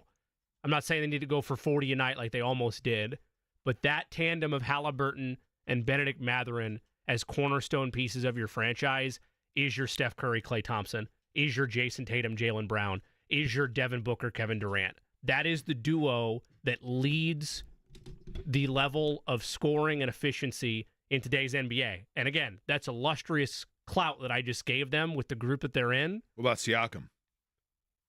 Siakam is a vital part of this offense, no doubt. But when I look at organically what the future is in the next 5 to 10 years, and we're living in it right now, but looking past Siakam's tenure as a Pacer, it's that duo. That is the type of draft pick selection and trade acquisition standpoint that any market, let alone small market teams, have to be right on. And I know it's only 6 games, but when people ask me why do I want Tyrese Halliburton and Benedict Mathurin starting together, it's nights like that, and they're becoming more consistent now for this group. I know people are going to want to see it more long form, Jake. It's only 6 games, but that type of tandem is what wins in today's NBA. And if you have that, if you're Indiana, sky is the limit for what you can do. What's kind of crazy to me is, at least yesterday, one game does not a totality make, but in terms of yesterday, it felt to me like Benedict Mathurin going is what got Tyrese Halliburton jump-started, not Tyrese Halliburton getting Benedict Mathurin going. And Mathurin, when his outside shot is going like that, and his ability to not only hit from the outside, but also to take one step over or one step back and get himself an even better look, he was in a rhythm last night that he never fell out of. And that, because then things opened up, then Halliburton was able to begin attacking the rim. And that's what really got Halliburton going. And then all of a sudden, now you've got a two-headed monster. And New York just had no answer. And that was critically important because when you look at the injuries, Obi Toppin, I think his is an ankle. Andrew Nembhard, Aaron Nesmith, those 3 all out yesterday. Nembhard and Nesmith, I think, are going to be out for a while, through at least past Thanksgiving. And speaking of Thanksgiving, by the way, we have a drumstick dash entry to give away, which we will do on the show coming up in the 2 o'clock hour. If you would like to do the drumstick dash Thanksgiving morning in Broderpool, always a fun deal. We've got a free entry for you that we will get to you. But, you know, I thought because New York, you have Karl Anthony Towns who was hitting threes and was Karl Anthony Towns. Brunson is so fast and was able to get to the basket. But they didn't allow anybody to – they really missed DiVincenzo, to be honest with you, because it doesn't spread out their three-point shot. Josh Hart was not doing the things that necessarily at the rate that we saw from New York in the playoffs. But they had Anunoby as well, who was playing well. So it's not like New York was shorthanded, is what I'm getting at. It was a good win. It was a quality win for the Pacers last night, no question about it. The Colts yesterday, obviously more frustrating. We will get back into that. And 2 bits of big news here in the state and the city that I will tell you about on the other side.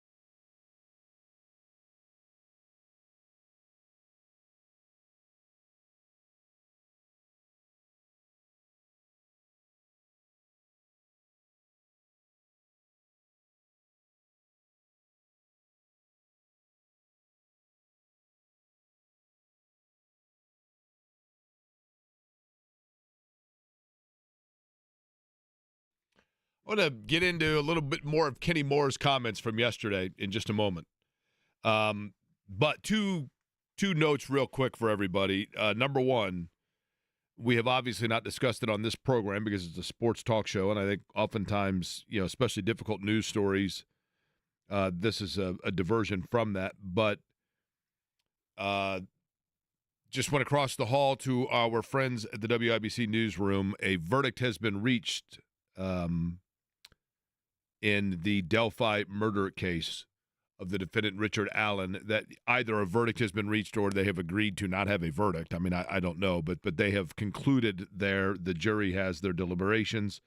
It is expected that an announcement on that will come later this afternoon.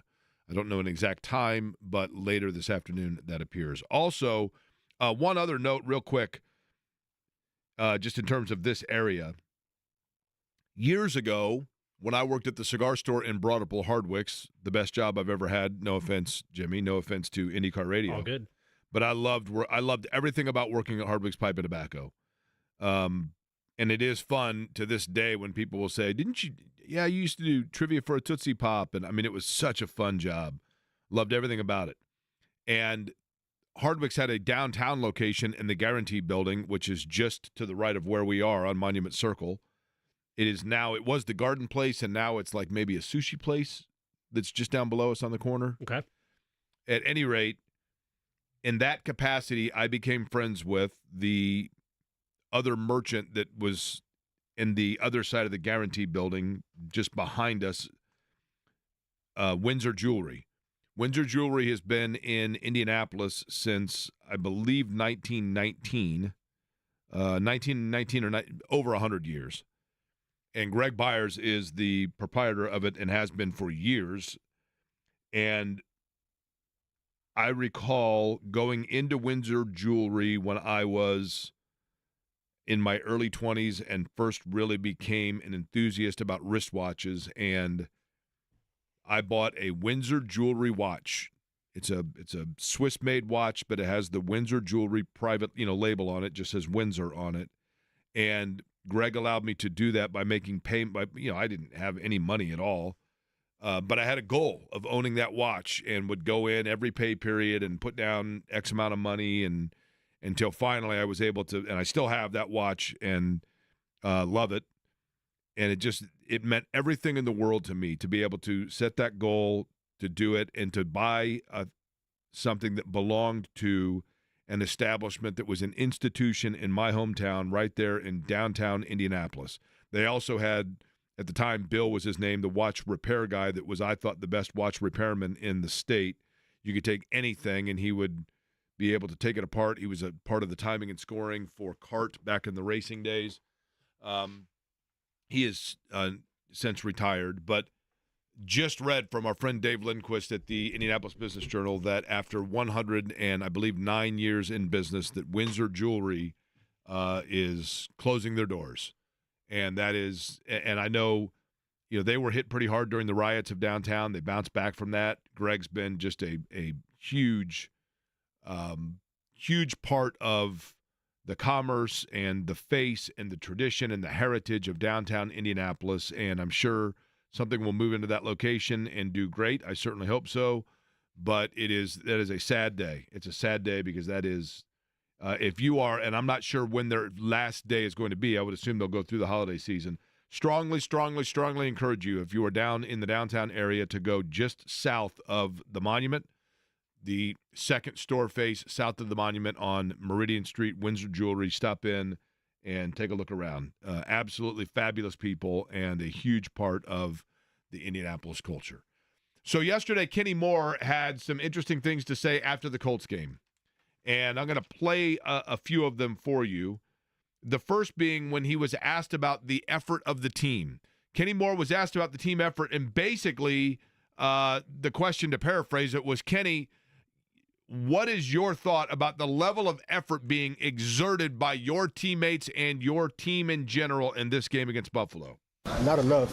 If we're going, if it's a roller coaster, it's not good enough. So I think, one of our pillars is consistency. And that's on everybody. So it's not just on the offense, it's not just on special teams or defense. It's all of us as a team, and we've been preaching, playing complementary football, and we just haven't been doing that. Now, here's the thing. Kenny Moore's a veteran player. He's been around here for a while. He's a captain. They have several captains, but he's one of them. Certainly one of the most popular players. Made a big play yesterday. Been a really good part of the franchise. But I think when he speaks and he critiques, you got to listen, right? For example, Kenny Moore basically calling out the whole locker room just in terms of the passion, the effort, the desire, and the one consistent thing has been inconsistency. More from Kenny Moore. I don't think everybody is working as hard as possible, and obviously it's showing. I'm not the type to sugarcoat it, honestly. If I don't think the urgency is there. I don't think the details are there, so I don't think the effort is there, and I don't see everything correlating from meetings to practice to the games, and it shows. Okay. Now, I know that Kenny Moore last night took to the X-Post Twitter to basically explain that there was heat of the moment in this, and I think people understand that. But there's something here very telling to me in this last thing where he speaks in totality. He talked about the team effort. He talked about the inconsistency. But then something else that he said here in kind of summarizing all the frustration jumped out to me. Here's more from Kenny Moore. You got to define yourself. You got to define the identity of the team. We got to look ourselves in the mirror and ask ourselves how bad we want it. And honestly, just change. Turn in the page whenever we look at the corrections and everything tomorrow. And I think the thing that's back to your question, the thing that's frustrating is you letting things leak into another week. Whatever it was last week, we're as great as your last performance, but once we step out on the field again, you got the opportunity to change that narrative. So, but to go out and do the same mistakes over and over is, I think that's what drives me insane as a player. Individually, that's what drives me insane because at the beginning of the season, we all said that week one is going to be week one, the September is going to be September, but we got to do our best to be better as the season progresses. And we are in November, and I just don't see us making that jump, from September to November. I'm saying the same things. Okay. I will preemptively say what I'm about to say. Maybe I'm totally wrong. I hope I am wrong. But here's the reality, Jimmy. I appreciate what Kenny Moore's saying. I appreciate it. Because what he is saying there is, how far into it are we going to continue to do the same old crap? And if a player is saying that, then what are fans supposed to think? I don't know if Kenny Moore is saying that the problem is strictly the locker room. And, guys, we got to pull up the bootstraps here, and why are we going in 5 different directions? What do I talk about all the time in building a culture, building a team, building a franchise, building a program? I talk about timing and making sure that everybody's on the same time. Why did the Colts jettison out Marshall Faulk and draft Edgerrin James? Because they looked at the timing of when Peyton Manning was going to be at his prime. Reggie Wayne was a great player. But what was one of the things that really hurt Andrew Luck? T.Y. Hilton was a really good draft pick, right? But Reggie Wayne was his biggest target, but they were going in 2 different directions in the fact that Andrew Luck was just ascending in his career when Reggie Wayne was in the 11th hour. T.Y. Hilton was a really good player for him, though. But you needed to have, and the Colts did try to get young. They got rid of so many pieces when the Andrew Luck era began because they wanted people to be on the same timeline with him. And maybe the way that this team has been built is flawed. Maybe the way this team has been coached is flawed. Or maybe the team's belief that the Colts knew what was best and brought them a quarterback that they were going to be able to ride for a long time and then realized that needed to be hit the reset button. Maybe that was flawed. And quite frankly, maybe you have a locker room that isn't mad at Anthony Richardson, but they're mad at the faith they were asked to have this early in Anthony Richardson, only to have it taken away. I'm a veteran player. I'm in the middle of my career or towards the latter part of my career, and you come to me with a top 10 draft pick that you're handing the keys over to. I was willing to sit through the Phillip Rivers era. I mean, I realize that you're going on the way back a little bit here, but I was willing to. I thought Carson Wentz was going to be our guy, and then the owner didn't want him. Okay, I'm willing to go with that deviation because our owner is the one that wanted to change.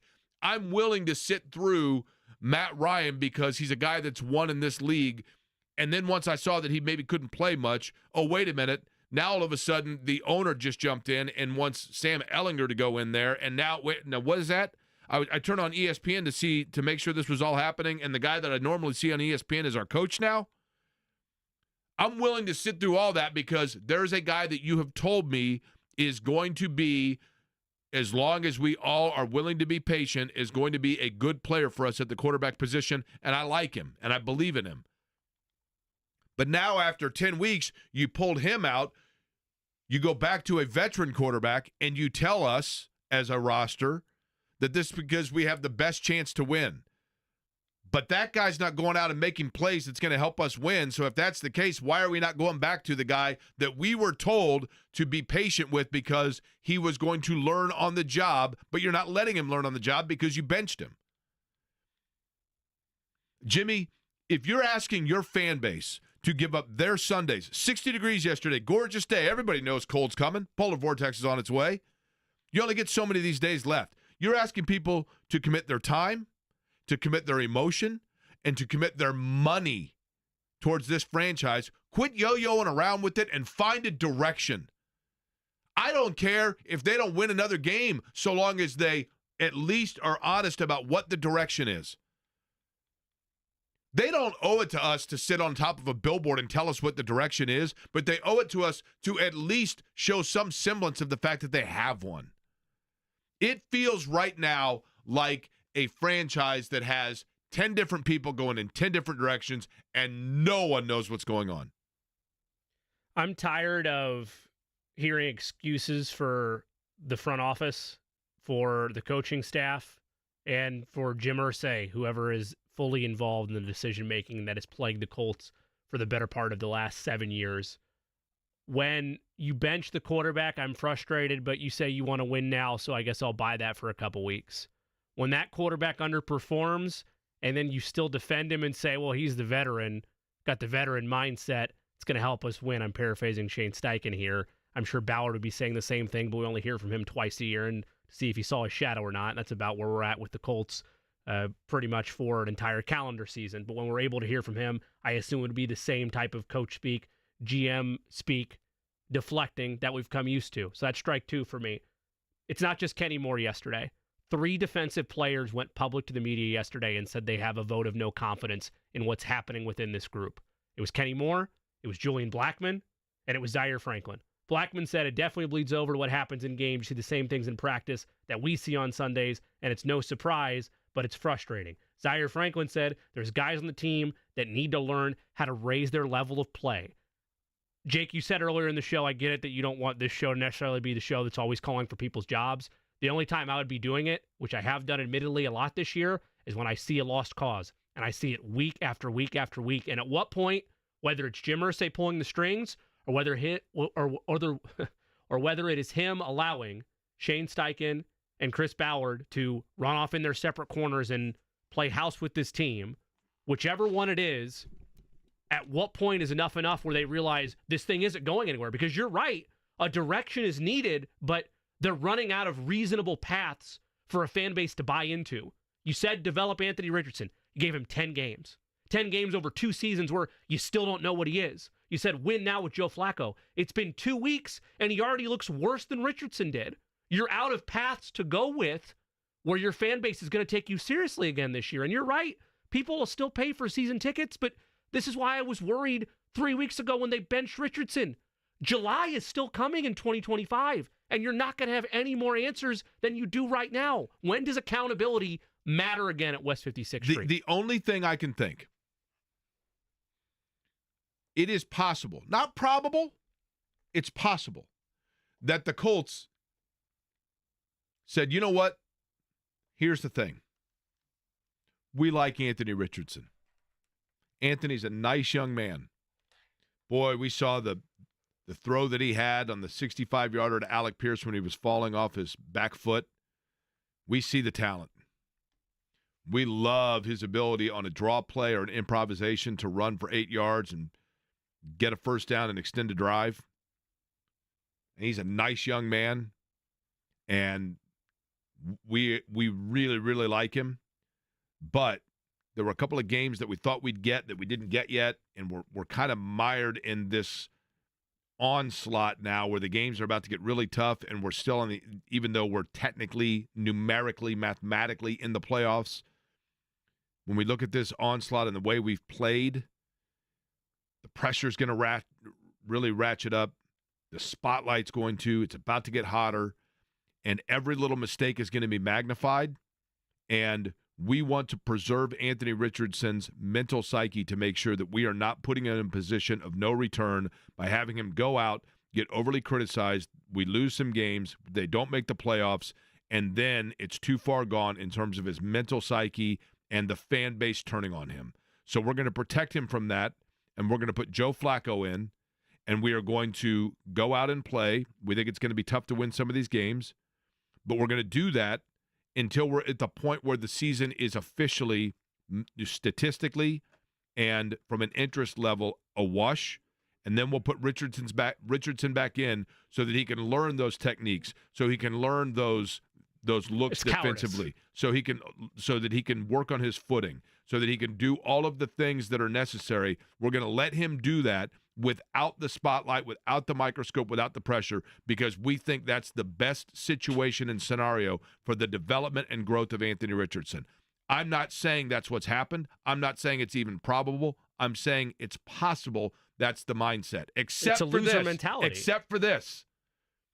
I can't say that because this franchise, to me, has not shown the vision to even be able to think through something to that level, because it doesn't look like it has any direction or force or forethought on what it's doing. It looks like literally they're just kind of going footloose and fancy free. I went on Saturday. On Saturday, I went to Washington Park North Cemetery over there off Kessler, right? Okay. One of the most impressive and remarkable things I'd ever seen. I pulled in, and literally every road in that cemetery, every artery in that cemetery had cars parked on both sides of it, double parked all the way through for a service that was taking place. And I thought, is like a former mayor or governor? I mean, this is unbelievable. So I asked somebody, I said, just out of curiosity, what's the big event that's taking place? And they said, it's a 53-year-old woman, just a citizen. Well, it turns out that she was of an ethnic group in Indianapolis where the entire community, I think it was Ethiopian. I don't know, but somebody told me that. I mean, there was an Ethiopian woman.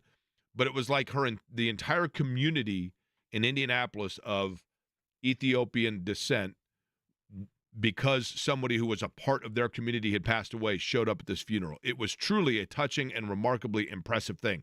But there had to have been, and I'm not kidding you when I tell you this, 2,000 people there for it. But when I was leaving the cemetery, I was in the cemetery, driving on the cemetery right when the service had ended. So now all of a sudden, all of these cars were leaving at the same time. And, of course, in a cemetery, the roads are arteried and crisscross all over the place. And literally, like, there were cars double parked, and some are trying to go this way and some are trying to go that way. And then one guy pulled like his truck in the middle of an intersection, and he's trying to direct traffic, but he forgot about the cars that are coming from the opposite direction. And it was this completely, literally, there were like 80 cars all trying to go in 80 different directions. And that's kind of, to be honest with you, what the Colts season feels like. What direction are we going here? If you're DeForest Buckner, you want to win now. If you're Zaire Franklin, you want to win now. If you're A.D. Mitchell, you're cool with part of being a growing process. If you're Joe Flacco, you're wondering what you're even doing here. If you're Shane Steichen, You want to win games because you're a head coach and you want to have an offense and a quarterback that allows you to grow the offense as much as possible. If you're Chris Ballard, who knows whether or not you want to win now or whether you want to go ahead and pull the plug on the quarterback and put another one in, because then it buys you another 4 years. Hallelujah. Let's just keep rolling along and stringing it along and look like we really don't know where we're going and keep bouncing into parked cars. Okay, sure, great. It just feels, Jimmy, like, and again, I'm not trying to be the guy after every loss that comes on the radio and just sits here and plays gloom is doom. But yesterday is the first time where I watched it and thought to myself, okay, here's the bottom line. You can't say that you can't say Anthony Richardson is still your future quarterback. And in the same breath, say Joe Flacco gives you the best chance of winning. Because if that's the better chance of winning than the guy that you're still talking about possibly handing the keys over to, you are so screwed, you might as well be working for Black & Decker. Which is it? At some point when Joe Flacco comes out and starts the game with a pick six and then throws another pick and the crowd is booing, at some point you've got to say, let's go ahead and hand it back over to him. Unless this is a disciplinary thing. There's no way it's a we feel Joe Flacco is a better quarterback right now thing. There's no way that's it. I would file disciplinary thought in the same bank you filed the idea of them coddling him again and keeping him safe from the mean old tough Lions and Jets that are upcoming. I would put that in the same bank of giving too much competence to this front office and this coaching staff. I don't believe they have the foresight and the vision to think that forwardly, to say, you know what, we're going to bench him for a couple games because this is going to be a disciplinary action. I think that's giving too much credit to him. And I don't think that we're being doom and gloom when we come on here week after week and talk about this. We're talking about the reality of the situation. They've been lying to themselves post Andrew Luck that they're this team that's a piece away and a piece away. And all that Joe Flacco did on Sunday and what he did last Sunday is remind you who they are. Which is a team that has a couple of bright spots here and there, and most of those bright spots are upset at the direction of the franchise because they don't have a clue. They have no clue. They're going to keep trotting out Joe Flacco out there because, and I feel bad for Joe Flacco at this point. Like, Joe Flacco wanted to end his career as a veteran, helping guide things through and maybe get another opportunity in a last hurrah. And instead, he's getting murdered left and right by an offensive line that can't protect a mobile quarterback, let alone one that's a statue. He's being set up in a situation to fail on a weekly basis, and they won't go back to the rookie quarterback for whatever reason, either because they're keeping discipline too close to the chest or they truly don't believe in him. And if they don't believe in him anymore, you said this a couple weeks ago, Jake, you can't coddle him. By definition, the idea, and I know you weren't saying this is what you think, you were just laying out scenarios for the Colts.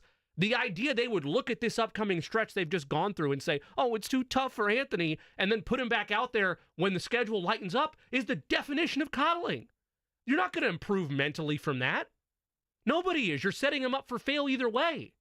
The season, I get it, mathematically they're still alive. I have seen enough around the rest of the NFL where there's separator lines for who's good and who's bad. And half the league sucks. The Colts are far closer to that group than they are Kansas City or Baltimore or Pittsburgh, who they somehow beat because the league is just weird, or the Broncos, who should have beaten Kansas City yesterday and will probably handle the Colts in a couple weeks. This whole delusion of playoffs is nuts. And I get that you have veterans that you have to try to maintain and figure out. Those guys are upset now. They're upset with what you've done when you killed momentum midseason, when you lose a close game to the Texans, decide that for whatever reason, discipline or not, Anthony Richardson's not the guy anymore, even though you sold the fan base on the idea of be patient. He's not going to be Superman right away. It will make me more mad than anything they've done this season. If they get through this stretch where the Jets and the Lions remain and they look at the rest of the schedule and they say to themselves, man, you know what? Thank goodness we play New England.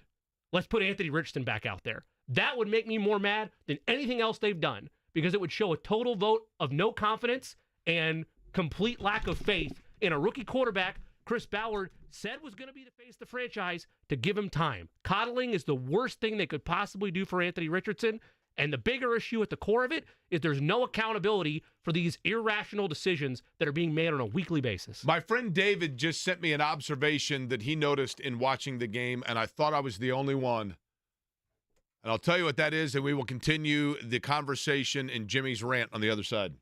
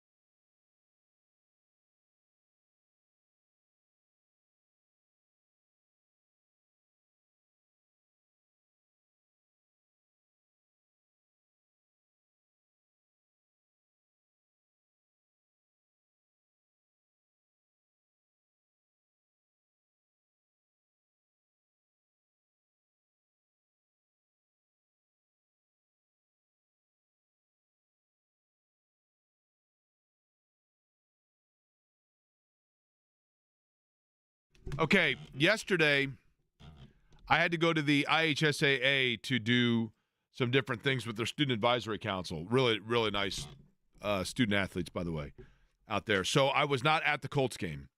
And one area of being at the Colts game that is advantageous is obviously, especially from the press box, you can look down and see on the sidelines stuff that's going on. So I got home from the IHSAA obligations around the start of the third quarter. So I was watching the game on television, and my buddy David just sent me this, and I could not agree more. I wondered this on TV, and again, I chalked it up to, well, the TV camera's just not showing the totality of what's going on, and that's the advantage of being there in a press box to be able to look down on a bird's eye view. But it seems like, and this is, I'd like to know if anybody else noticed this besides David and myself, because I'm hoping this is off base. We don't know what goes on behind closed doors. We don't know what goes on in practice. We don't know what goes on in film sessions. So it's unfair for us to say that what takes place on the sidelines of a football game is represented in totality the entire situation. But I can remember when Andrew Luck had Matt Hasselbeck as his backup. And then Luck got hurt, and that was a brilliant signing by Ryan Grigson because Hasselbeck was really good when he had to come in and play. But you could actively see when Hasselbeck, and if you went in the locker room, you could actively see where Hasselbeck was working with Luck, and Luck was receptive to it. And I can remember when Peyton Manning was a young player and they had Mark Rippon. They might have even had Don Strock in like the first year. And Bruce Arians was the coach, but you could always see Manning soaking up and asking questions and constant conversation. And is it Microsoft Surface? Is that their tablets that everybody became aware of because of the NFL? Because you would see quarterbacks constantly looking at it and swiping. My favorite is when they get thrown by coaches and they You have the get that as protective well, padding right? on there to save them. You know, back in the days of actual negatives of like film that guys are looking through and getting on the phone. I mean, am I the only one that notices that each time they were showing Joe Flacco on the sidelines, you didn't see Anthony Richardson and Sam Ehlinger like sitting around talking? If this is all about growing and teaching and molding and mentoring Anthony Richardson, then where is that taking place during the course of a game? Well, they're watching what not to do, I'd say, based on the last 3 games. I mean, it's literally like Flacco just kind of comes to the sidelines and sits there. And I don't know if it's his job to go over and work with Richardson or vice versa, and I'm not saying it doesn't take place, but perceptions kind of become reality. And that perception is even that it feels like there just isn't a lot of unified push in, this is exactly what we're doing, defined understanding of what they're trying to grow. By the way, can I get the breaking news sounder, please? If you have it handy there, Corbin. Corbin's looking for the breaking news sounder, it would appear. Thank you. Corbin, nice. Speaking of quality backups that come in and just immediately are on the spot, Corbin just did exactly that. Never doubted you for a second. This from Kevin Bowen on Twitter at Shane Steichen's press conference today. Joe Flacco will start against the Jets. So they've finalized that. More opportunities to talk to him on the sidelines, Jake, and get to know what's going through his head. And again, I have to assume those are taking place in the quarterback meetings throughout the week, but it is odd, admittedly. I would be right next to Joe Flacco asking him. Isn't the quarterback coach up in the booth? I don't know his exact placement, but I think so. If the entire point of Anthony Richardson being on the sideline is to learn, wouldn't it behoove them to have somebody right there that's there to talk to him throughout? I would think so. Well, Jake, he does have his helmet on, and he's still got the communication. Well, that's true. I mean, that's true. He can hear it that way, I guess. But it looks like, although he does have his helmet on for the vast majority of it, that's true. But it does just kind of seem like it's just Are you at all different direction. Are you at all with me in this camp? Like, it's going to make me very upset if they wind up bringing him back for the Patriots game, Anthony Richardson being him. And we never get clarity if it was discipline or not. That's going to read on the surface that what you outline is true. They did not like the idea of having him in 4 straight heavyweight fights. Right. And they didn't believe in him enough to do that, which I would argue in and of itself, as wild as that may be, would do as much damage mentally to anybody in that position as it would throwing him to the wolves. But are you with me that that's going to make you as upset as anything else that's happened this year if they just trot him back out there against New England? Because you brought up a couple weeks ago, and I wasn't sure if I was on your side of this, but you mentioned the word coddling. That's a tough word to bring in a professional environment. As someone, we all have been a 22-year-old before. You never want to be talked down to, right? Like, yeah, sometimes you think you have it all figured out, but you never want it to be like something that lingers over your head, like, oh, you're just a kid. You don't know anything. Well, actually, I've done stuff collegiately, and I've ready for the professional environment. But yeah, thanks. Keep treating me like a kid. And I didn't want to believe that at first, but that's the very definition of coddling if it winds up on December 1st, he's the starter again. They can paint it however they want to. All I'm going to read it is, you saw 4 tough, scary opponents that Anthony Richardson can't handle, and now that it's softer competition, you trust him again. What kind of message is that sending? That would make me more mad than anything else that's happened to them this year. Because they said development was key, and then they backed off when the going got tough. I do think that Anthony Richardson not playing is most likely connected to their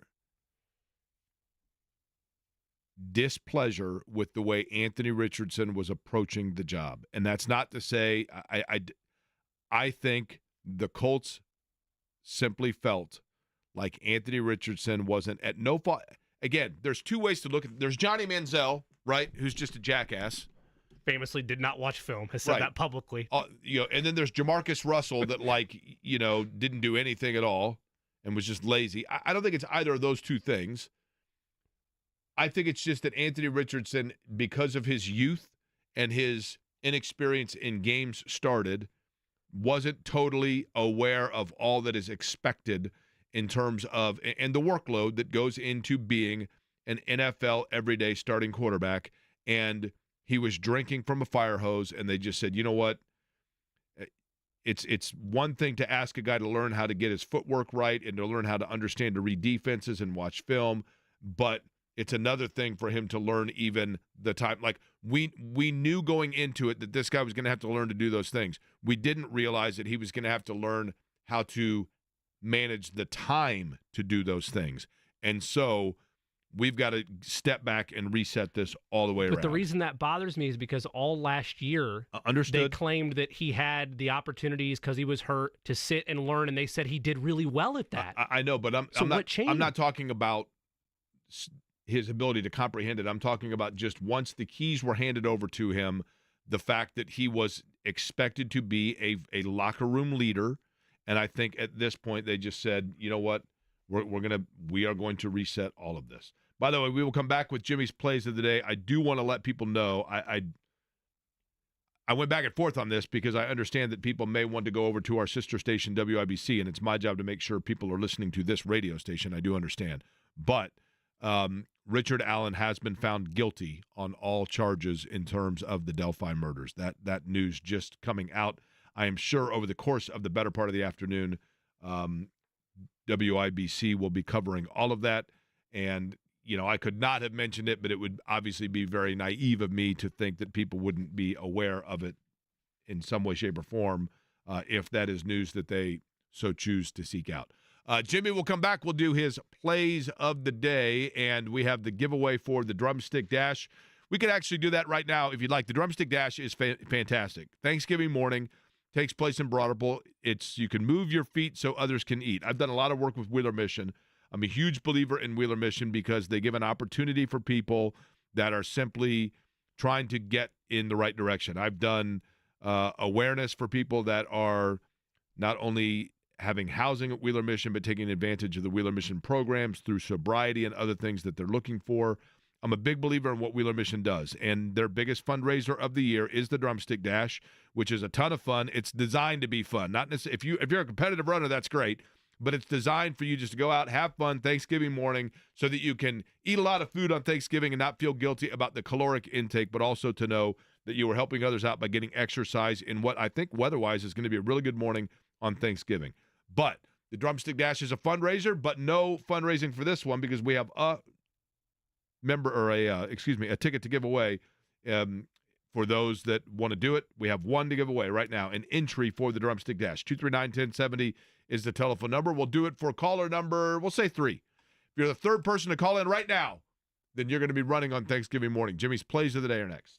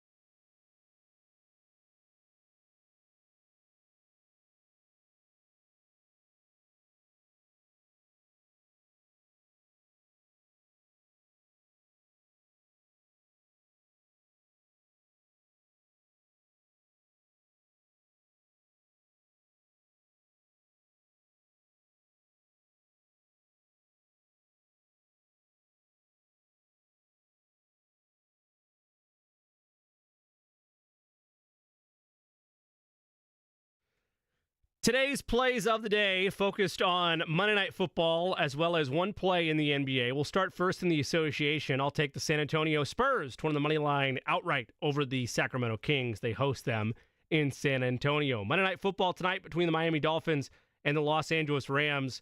An absolute gotta-have-it game for Miami if they're still entertaining the idea of making the playoffs. They have about a 2% chance to make it right now, 8% if they win. I think that dies tonight. I'll take the Rams to win outright at SoFi Stadium over the Miami Dolphins. Tyreek Hill of the Dolphins was a game-time decision, is still trending that way, but his agent, Drew Rosenhaus, told the media today that he expects him to play. Adam Schefter also reported earlier today, despite the wrist injury, Tyreek Hill will go. I think he will play. I also think he's going to score despite that wrist injury. I'll take Tyreek Hill plus 130 on anytime touchdown scoring tonight. So Rams outright, Tyreek Hill touchdown, and Spurs over the Kings. Corbin, unless you have anything, those are your plays of the day. That is the wildly popular, by the way, and now available to be sponsored plays of the day from Jimmy Cook. Paul's been waiting patiently. Matthew as well. Let's get him in here. Paul, how are you? You want to talk Colts, right? Yes, Jake. I want to talk the Colts. How you doing? Oh, you're the director of giddiness. Everything going giddy today, Paul? Probably not, right? Everything except for the Colts, especially after Jimmy gave that breaking announcement. About Flacco starting on Sunday? Yeah, against the Jets. That's exactly what I'm talking about. I mean, you tell us 2 weeks ago that Flacco gives us the best chance to win, and you put Anthony on the bench. Well, Anthony is on the bench watching this crap, thinking, "Wait a minute, Flacco has stunk it up these last 2 weeks, and no way in heck, with me being 3-3, have I played this bad." It's a shame that Shane Steichen and Chris Ballard keeps trotting Joe Flacco out there for us diehard Colts fans to put up with this nonsense and watch this. This is a travesty. We should not have to put up with that. And for Shane Steichen to pull the wool over our eyes and think that this still gives us the best chance to win is ridiculous. Joe Flacco should have had 3 interceptions on the first 3 drives. The third drive, Josh Downs broke it up, and we settled for a field goal on that drive. For us to keep trotting Joe Flacco out there, and for Shane Steichen to say he never thought once about putting Anthony Richardson in, that's Paul, a joke. Here's the thing, Paul. Makes you wonder. I appreciate it.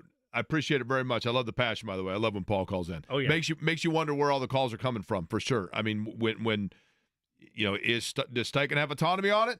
We'll see. All right, lastly, he's been waiting for a long time. Matthew, with a Veterans Day thought. Matthew, do you have a veteran that you were wanting to tip the cap towards? Oh, sure. I have 2. Neither of them will hear this, but it's okay. My late father, who served in Vietnam. Okay. And also my good and still living friend, Teresa, who is overseas in Ireland. Oh, I was just there. That's right. We crossed paths, I think, crossing the ocean. All right. Teresa and your father. So good veteran day to them, and certainly appreciate their service. All right, Matthew, your thoughts on the Colts? All right. Well, as you remember, a few weeks ago, I called in and said he ain't the guy because the Colts are benching him for no reason. It's because they don't believe in him. But I have a bit of a conspiracy theory. If the Colts were too careless with Andrew Luck and it cost them dearly, are they now on the complete other end of the extreme where they're way too cautious with Anthony Richardson and this will also cost them dearly? Okay, that is an excellent point, Matthew, and I appreciate your patience in getting to it. It's a good point because that's what I've said. I think you have to look at all angles of it, Jimmy. They've coddled him. There's no question they've coddled him, and now they're in a bit of a pickle because I don't. The one good thing is, I guess, if it's interesting to me. I mean, there were fans with Anthony Richardson when I was asking people their 3 words to describe the Colts season after like week 3, and everybody's like, Richardson ain't it. AR's not. You know, they picked the wrong guy, and now all of a sudden it's all free AR, free Richardson. If nothing else, they've done a nice 180 in terms of the fans' support for Anthony Richardson. John has walked in. J&B is here.